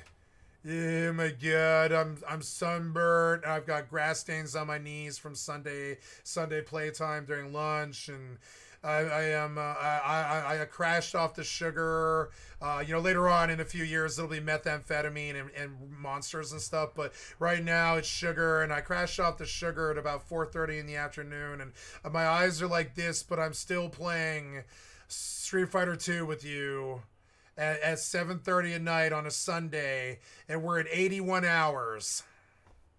And that's what I was doing at the age of 12. Now, no one else my age was like this. Nobody. And I was unable to have friends with anybody who wasn't like that. You understand? They had to be like that. It was a deal breaker for me. Even the girls, they had to be like that. They had to be willing to do stuff like that. They had to be willing to party 70 hours every weekend. They had to be willing to play video games 70 hours every weekend, or they weren't cool to me. They couldn't roll with me. They weren't cool. They just weren't cool. They weren't cool. They weren't cool enough to be around me, And my whole entire life it's been like that. Nothing ever changed, and that's been my behavior since 12. Now my generation, they weren't like that for another 7 years. So my generation, 4 years under that, and the upper side of the younger millennials, they all had high school jobs and high school sweethearts and cars and money, and they rented apartments and they lived in houses and they got jobs and careers and stuff. But the iPad kids, they won't have that. They will have methamphetamine addictions, fentanyl addictions, video game addictions. There'll be no jobs for them. The inflation, the gasoline will be $5 a gallon. The baby boomers didn't spread the wealth until they die. So we had to go get our own. And you guys just watched iPads for 15 solid years instead of building life skills or learning how to be a poet or a singer or a streamer or anything at all. The only thing that you learned to do in the last 15 years was watch content creators and anime, porn, and social media. And those 4 things for 15 years straight will boil the brain of any fucking monkey. It doesn't matter what generation you're from. Doesn't matter who you are. I know because I'm one of them. It'll boil your fucking brain. I would say that I opened the doors of perception through the screen when I was like 12, and I never got them shut again, and I'm still clocking the 75 hours every single fucking weekend. I'm dead serious too. 15 hours on Thursday, 15 hours on 15 hours on Friday, 15 hours on Saturday, 15 hours on Sunday. What is that? That's 45 hours every fucking weekend that I still do. You know? Kids go harder. I don't. I do the 14 to 15 hours max, maybe 18 max, something.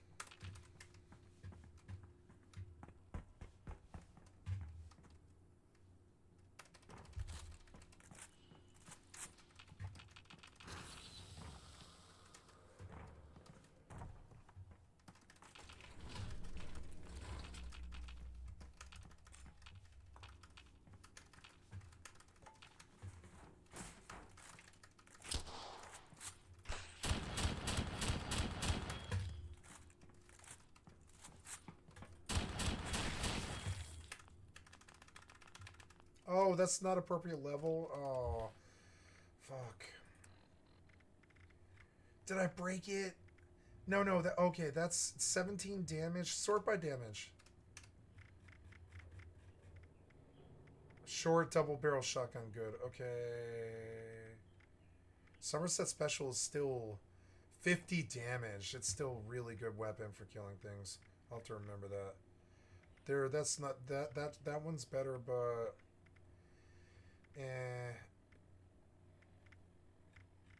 I want to go crack all these weapons, but I mean, yeah, I mean, like, the damage is good, but it's not good enough. So we'll go, short automatic pipe rifle. Okay, so it's suppressor submachine gun. That's the lowest damage. Okay. Well, let's do you.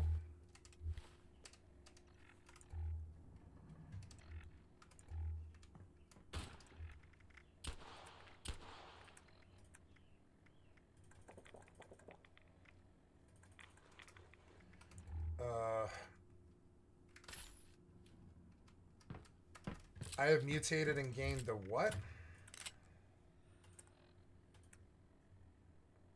Chem effects, negative 55%. Health regen, 300%. Okay, well, I'll just keep getting ratted out by water, I guess.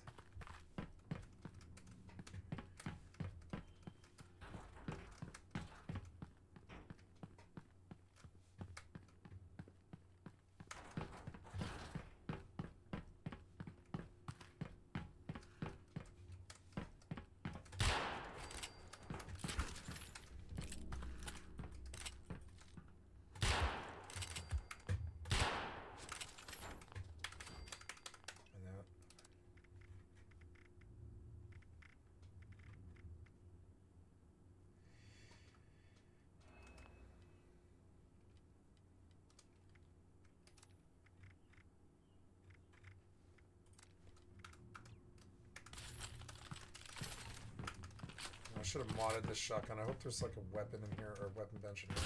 Oh shit, what was that?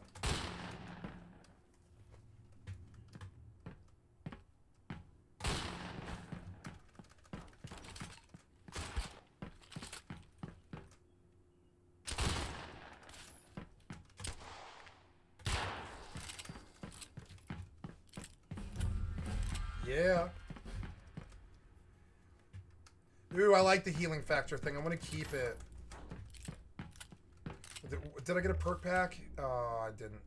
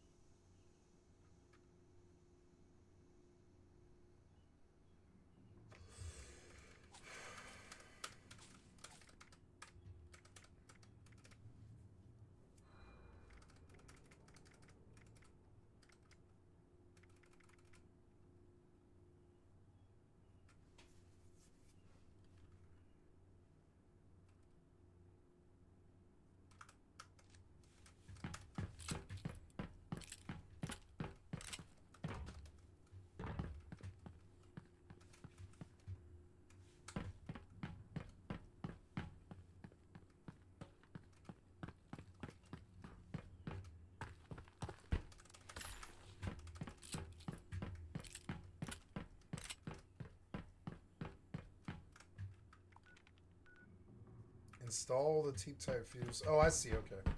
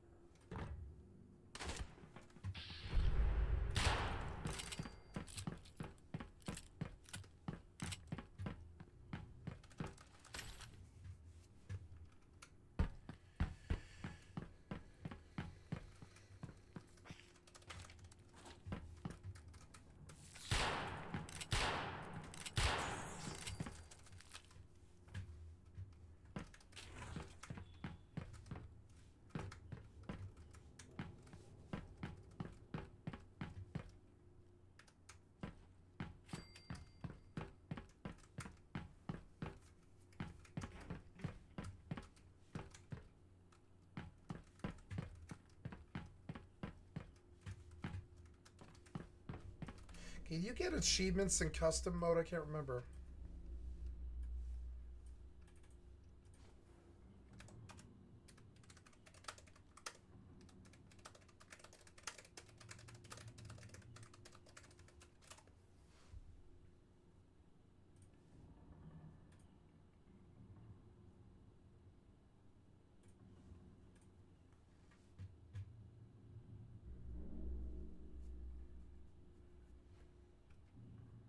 Oh, okay.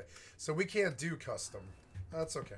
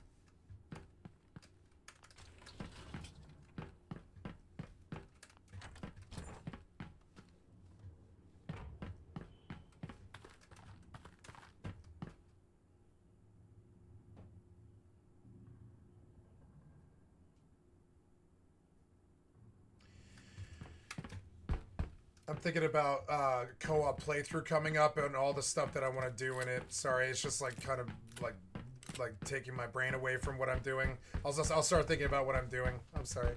I was just thinking about all the stuff that I want to do for the playthrough because it's gonna be a fun one. Did I get it? Oh, I did. I got that. I did. Oh, I did. Retrieve your drop to loot. Okay, toggle active. Toggle only active. I think I'm fine actually. We'll go out. Now you want to collect a blood sample from a feral ghoul. I can go to Charleston to do so, but maybe I just want to leave AVR actually. There we go.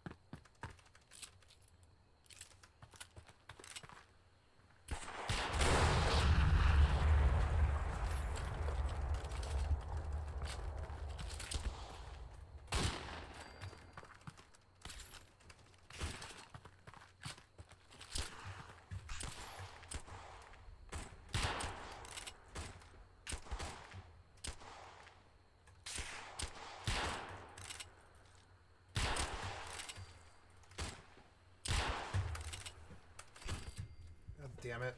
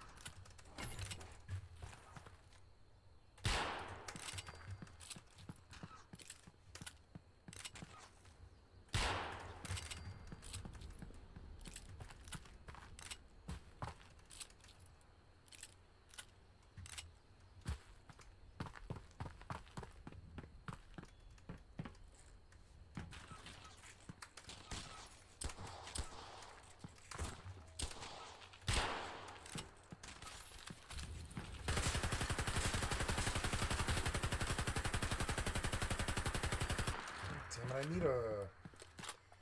I can't believe I don't have a scope on this thing. Oh, there. Never mind, I guess it's okay. I actually like it. Oh, god damn it, you asshole.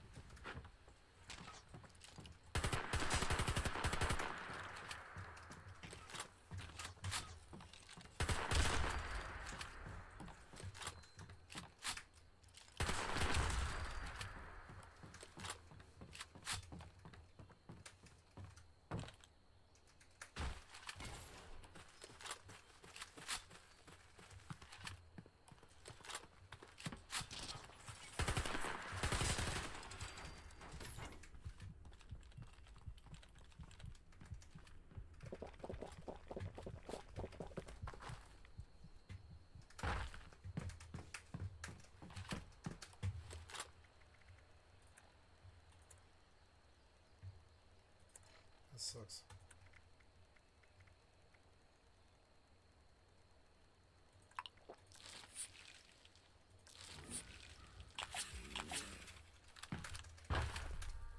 What's the survival syringe do? It restores health, cures disease, reduces hunger, reduces thirst.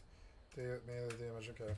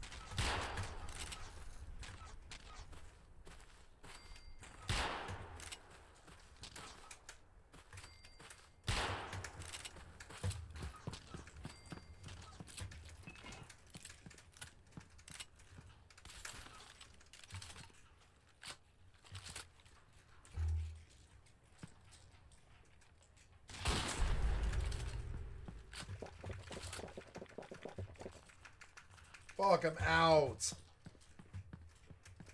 I'll have to go to Helvetia. Son of a bitch.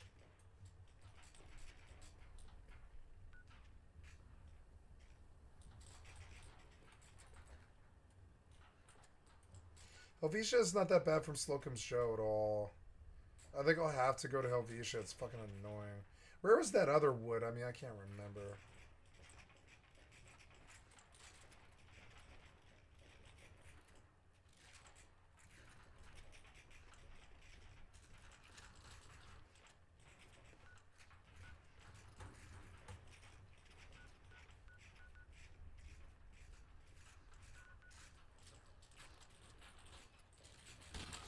Ah.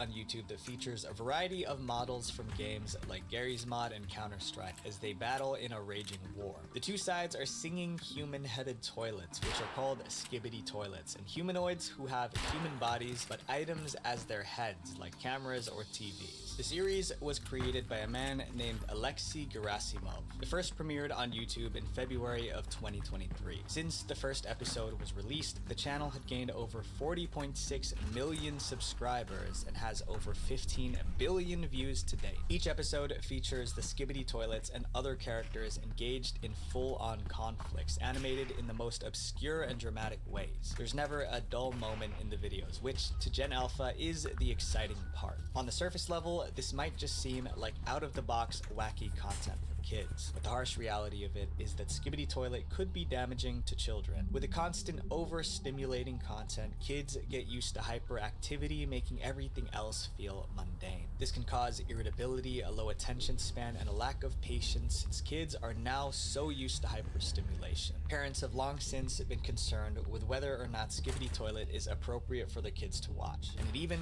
got to a point where Russian authorities had to get involved to investigate the show. A Moscow man concerned over skibbity toilet's detrimental effects on children asked the police to block the videos from the internet to prevent kids from watching it. This investigation has gotten mixed opinions so far, with some claiming that getting the police involved over a kids series is ridiculous. Other parents also echoed the same concerns, believing that skibbity toilet may be doing more harm than good. While there's still no conclusive answer as to whether or not the series is negatively affecting children, this form of I have not seen skibbity toilet, and I probably never will see skibbity toilet. It's fucked up, but unless they show it to me on a video, I'm never gonna go look at it.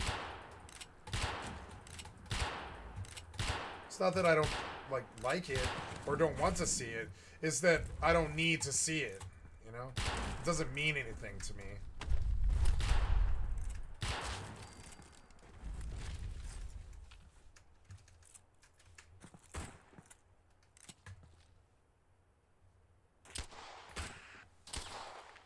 God damn it. Jackass.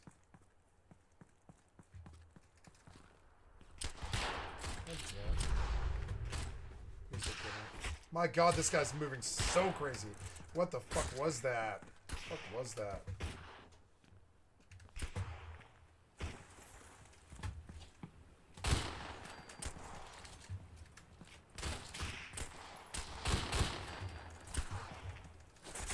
God damn it.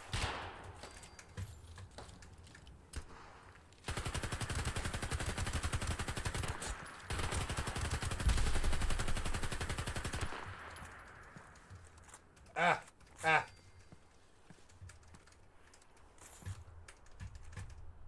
Ah, I'm crippled and I don't have a med, I don't think. Oh, there we go. There. But where's my body at? It's like over here, isn't it?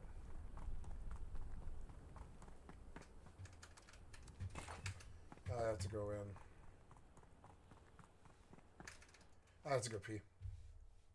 I'll be right back. Open my door.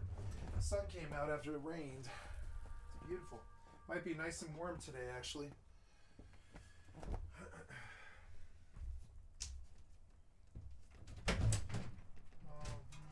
It's not cold though.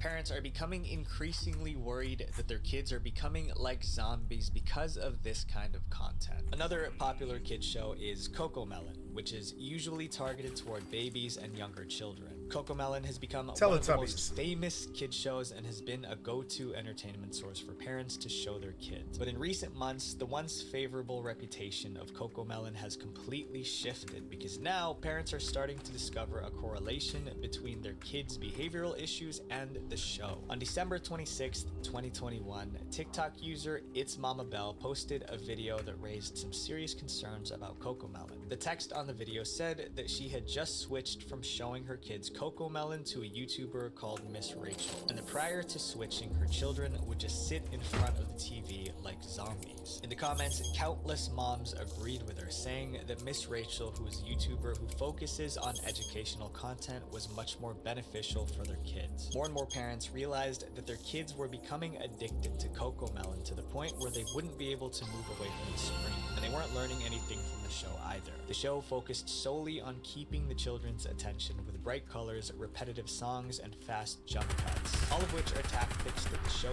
uses to keep kids hooked. Let's see how many seconds it takes for each one of these scenes to change. 1, 2, 3, 1, 2, 1, 2, 3, 1, 2, 1, 2, 1, 2, 1, 2, 1, 2, 1. This epidemic of overstimulation can be compared to the feeling that you get from substances, hence why Cocomelon is so addictive to children. And it's not just random TikTokers that have said this. Actual childhood experts have chimed in, agreeing that Cocomelon is too overstimulating for kids, which can lead to addiction. Cocomelon watchers are usually between ages 2 and 5, which are critical years when it comes to early childhood development. This is the time when kids are developing language, creativity, and social skills. And shows like Cocomelon have possibly only made these tasks more difficult, and not to mention the disturbing influx of ElsaGate content that's taken over all of the kid-friendly platforms. And I have a whole separate video of that you can watch. All of this inappropriate content not only has caused concern for Gen Alpha parents, but also for teachers as well. Because not only are kids becoming more addicted to screens, but they're also doing much worse in school. I like Visual Venture. I think he's an interesting guy. I wonder what other stuff he's done. You go look at his channel after this. Generation. It's a common theme in social media for people to say that Gen Alpha is considered one of the dumber generations. The more kids become addicted to their screens, the harder it is for them to live a life away from it. That includes during school hours. It's as if kids are having a harder time paying attention, likely because the internet may be conditioning their brains to shorter content, hence a shorter attention span. Teachers around the world have been going viral on TikTok after sharing just how concerned they are about the educational development of their Gen Alpha students. They've said that students are now reading and writing at several grade levels behind, with a large majority of kids being unable to understand basic literacy, spelling, and grammar. This 8th grade kid could not spell a single word correctly on his list. 8th grade. TikTok user QBski is an elementary school teacher from Atlanta, Georgia, who took to TikTok to express his concern for the students in his class. He said that although he teaches a 7th grade class, many of his students are nowhere near that level of education. I teach 7th grade, they are still performing on the 4th grade level. Ain't nobody talking about how to just keep moving, passing them on. I can put as many zeros in this grade as I want to. They're gonna move that child to the 8th grade next year. This teacher even stated that some of the students in his class perform at kindergarten, 1st, 2nd, and 3rd grade levels, even though they're just 2 years away from entering high school. And he's not the only teacher that feels this way. And I teach at one of the more affluent schools.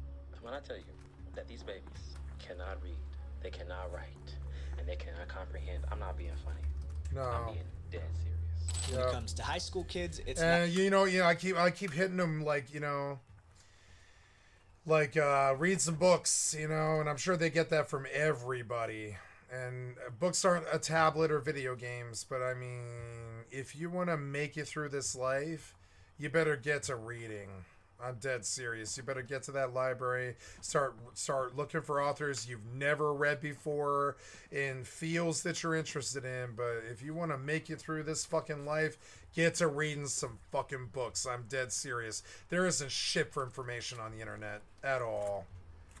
I mean, on YouTube there is, if you want to do something technical that can show you visually how to fix an engine or fix a video game system or something. But in terms of actual knowledge, there's almost none on the internet. You have to go read books or meet people or travel if you really want to learn things. It's, the internet will help you with something you desperately need to know, and all of mankind's knowledge is on the internet, but knowledge will not teach you how to do something. It'll only give you an idea of what it is you need to do. Sometimes you actually have to go do stuff, and books are often the easiest way to get the core knowledge of something that you need. I stopped reading nonfiction when I was like 27, but I was a fervent nonfiction trade article reader. I know it sounds nerdy and dumb, but I mean, none of these things have gone away. The trade magazines are all still there. Scientific American, Popular Science, Omni, Discovery. Start with magazines. Go Nat Geo, get subs to all of those, and then from there go. Blogs can be good, but they're not as good as books. They've never been as good as books. When you have to do something, books are the place to go generally. It sucks. If you want to learn to be a content provider, I would read some books, which is kind of crazy. That's what I did. I read some ebooks. I watched so many fucking videos. I read a bunch of ebooks about what it would be, like what parasynthetic meant and all this other stuff, and how to respond. Like, people think that I'm just winging this as I go, and I have not ever done this before, but like, one of the ways I knew to turn off the chat when I was facing that much abuse was because other people told me to, Now, I kept the chat permanently off when I realized that I could get a lot more done when I wasn't talking to them, But, I mean, and that makes me a bad streamer. I'll never be rich like Mr. Beast, and I don't care, because, I don't need the world to be this, like, I don't need more than $10 million, I don't think, I really don't. And $10 million is all I need to save the world, even. That's what I mean. I need $10 million. If I get $10 million, I could save the world. Damn it. I should have put down my tent. I'm learning to just put down the tent. The tent will save me from all the death. And then when I need restitution, when I need peace, I just run and lay down the shelter. Oh, I forgot to do the damn season. And I've been playing for so long too. That sucks. I hate stupid buffs that you forget to like do. So stupid. Damn it. Oh no, oh I can't because I'm not yeah, I can't because I'm not Fallout First anymore. That's right.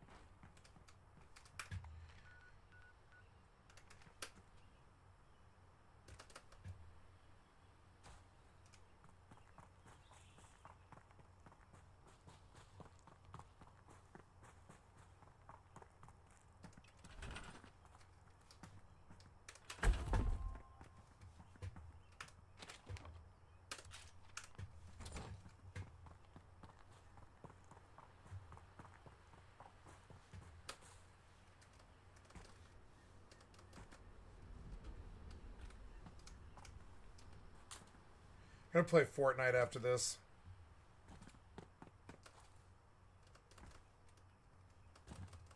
I'm feeling like pretty warmed up, like I might win.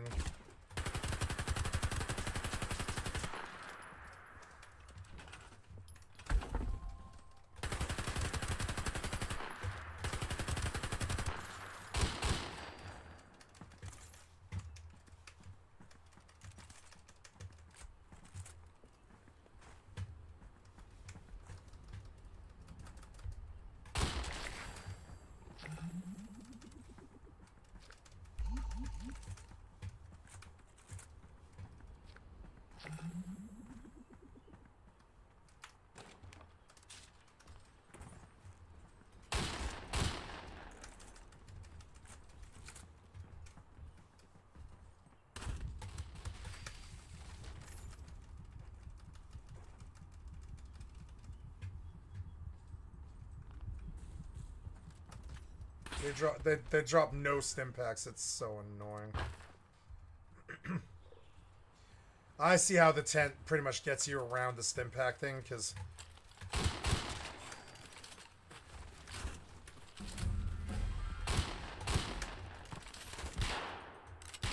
what? Okay. What was that?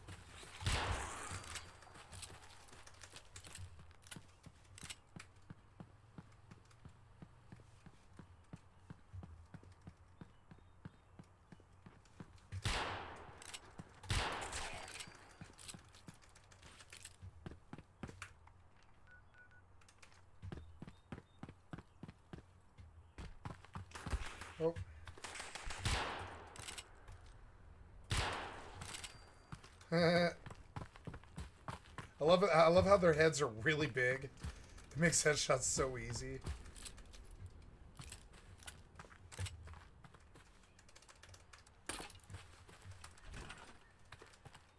I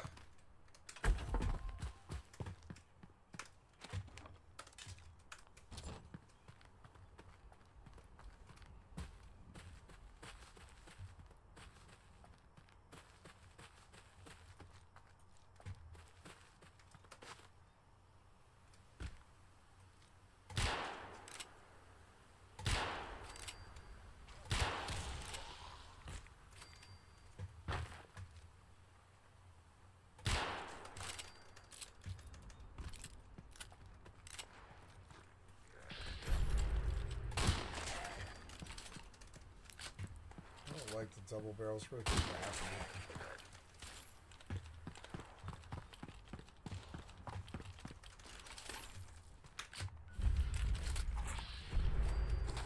Get up.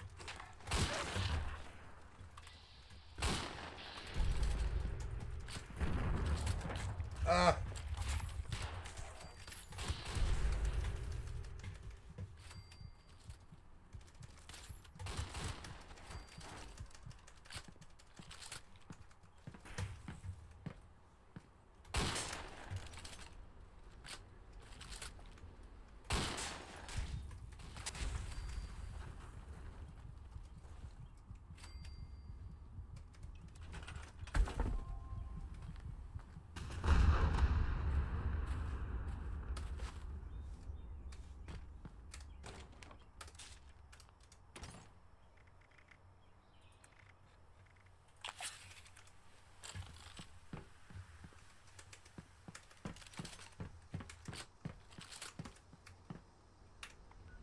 It's good I got Arctos, but I've got to go south. Okay, so. Oh, get out.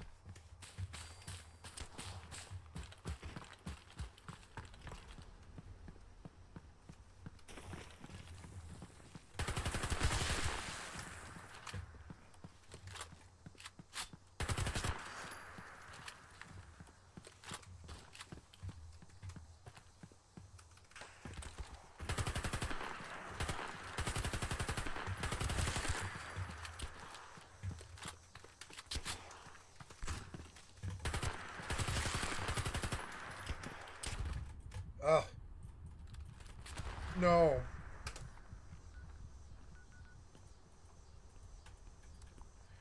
I love custom. It's so fun.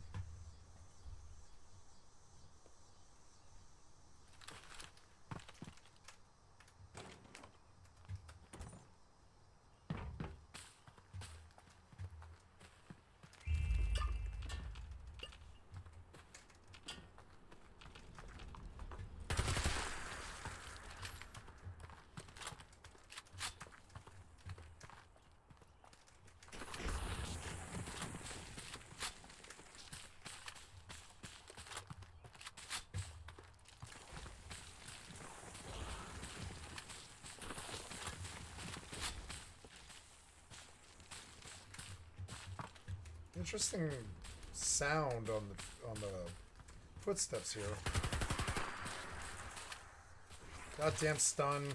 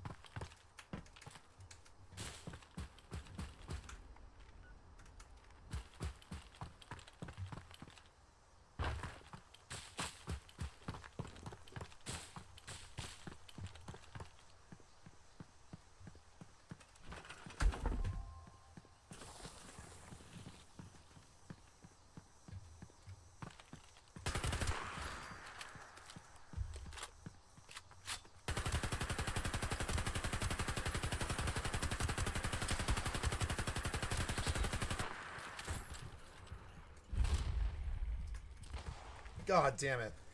All 5 of them hit me all at once. All 5 of them just spawned on top of me and hit me and I was instant dead. Fucking spawns are bad sometimes.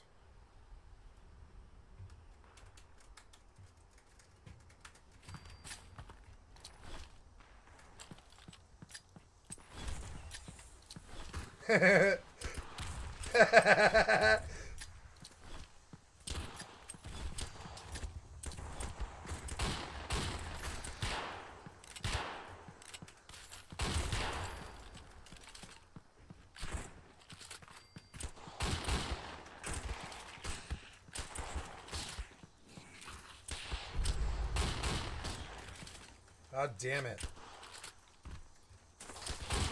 You guys are so annoying. You constantly break my legs and stun me. It's so stupid. Why are there so many mobs here? There's so many mobs here. Okay, Super NK, right away. I don't know. I didn't think so. I think I'd rather just die than use the healing abilities. The damage seems too high now. It's annoying. Oh, well, there we go. Yeah, so the respawn is so fast it doesn't matter.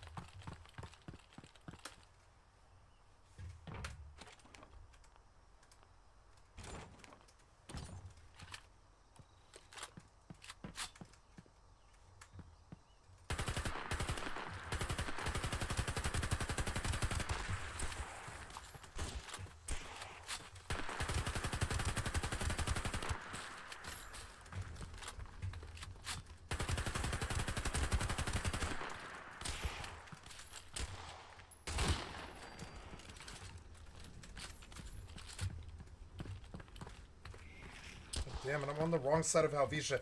They just spawn here forever. I've got to get out of here. They just keep coming. They don't stop.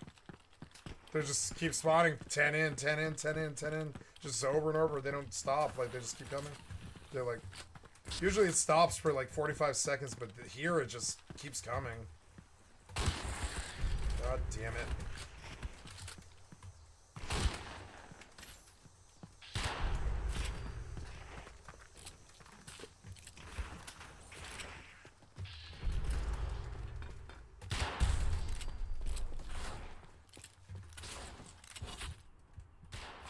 Ah!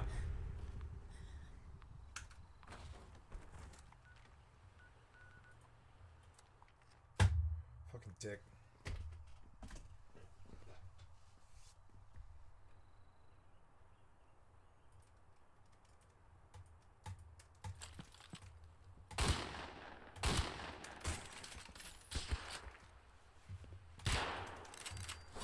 Ah.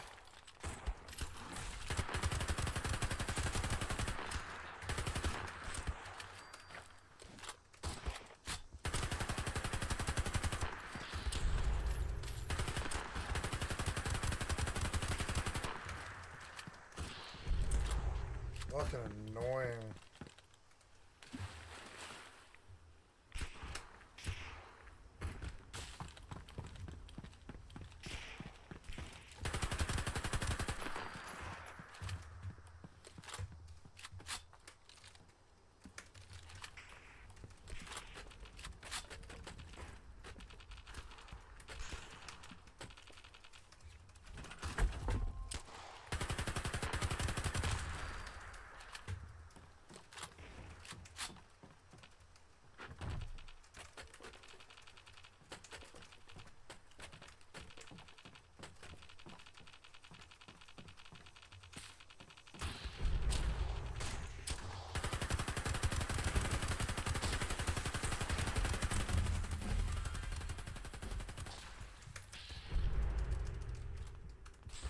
Ah!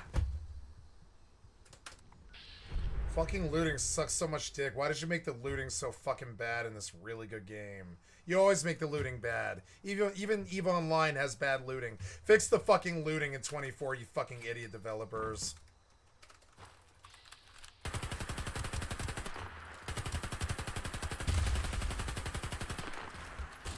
Jesus Christ, look how many... They just keep coming. It's insane.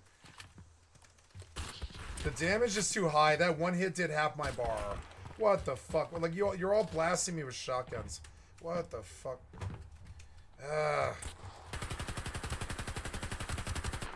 Dick. I don't know. I like it, but no, the damage is too high because I've ran out of meds and everything. That's how you know. Damage is too high still.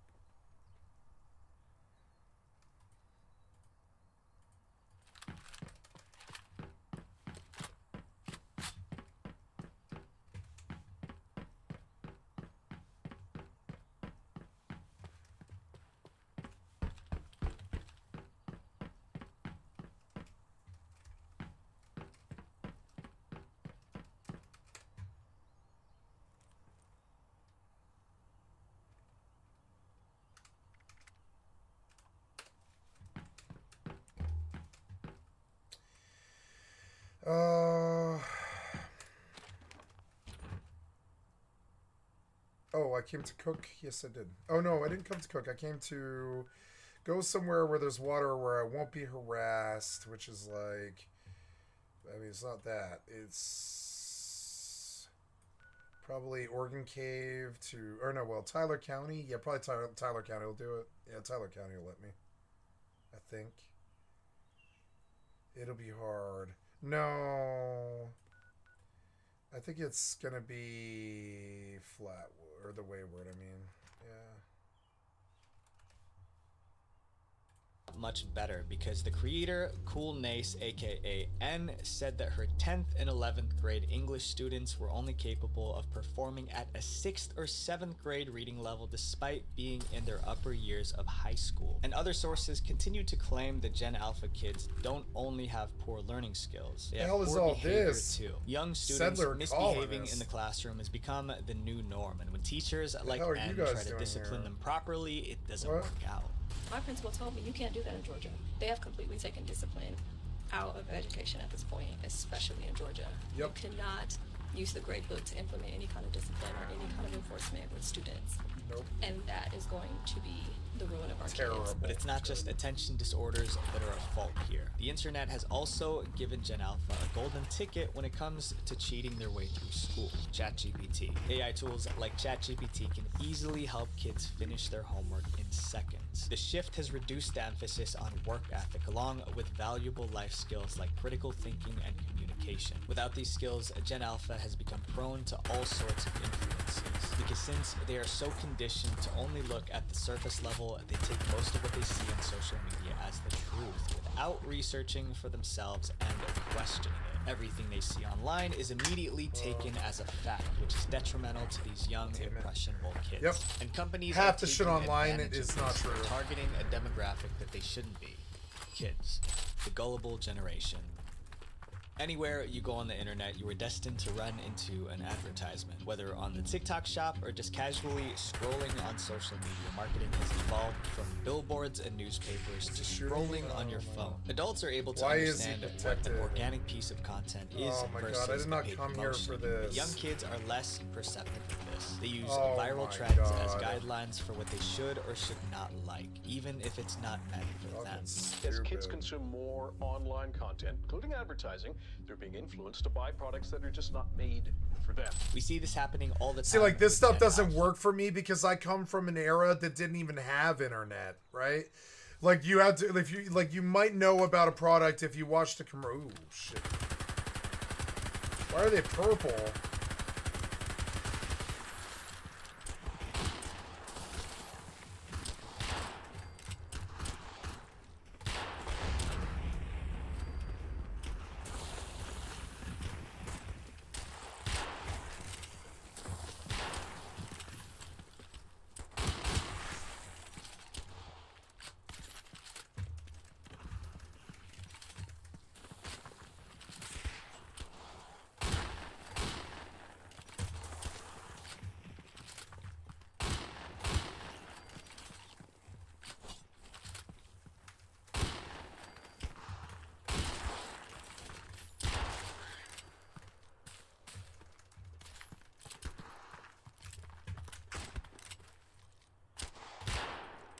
Ah!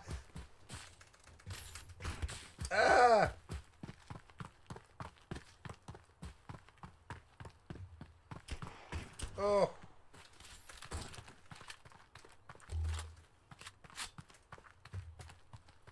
Oh. Fuck. No. I have to turn the damage down.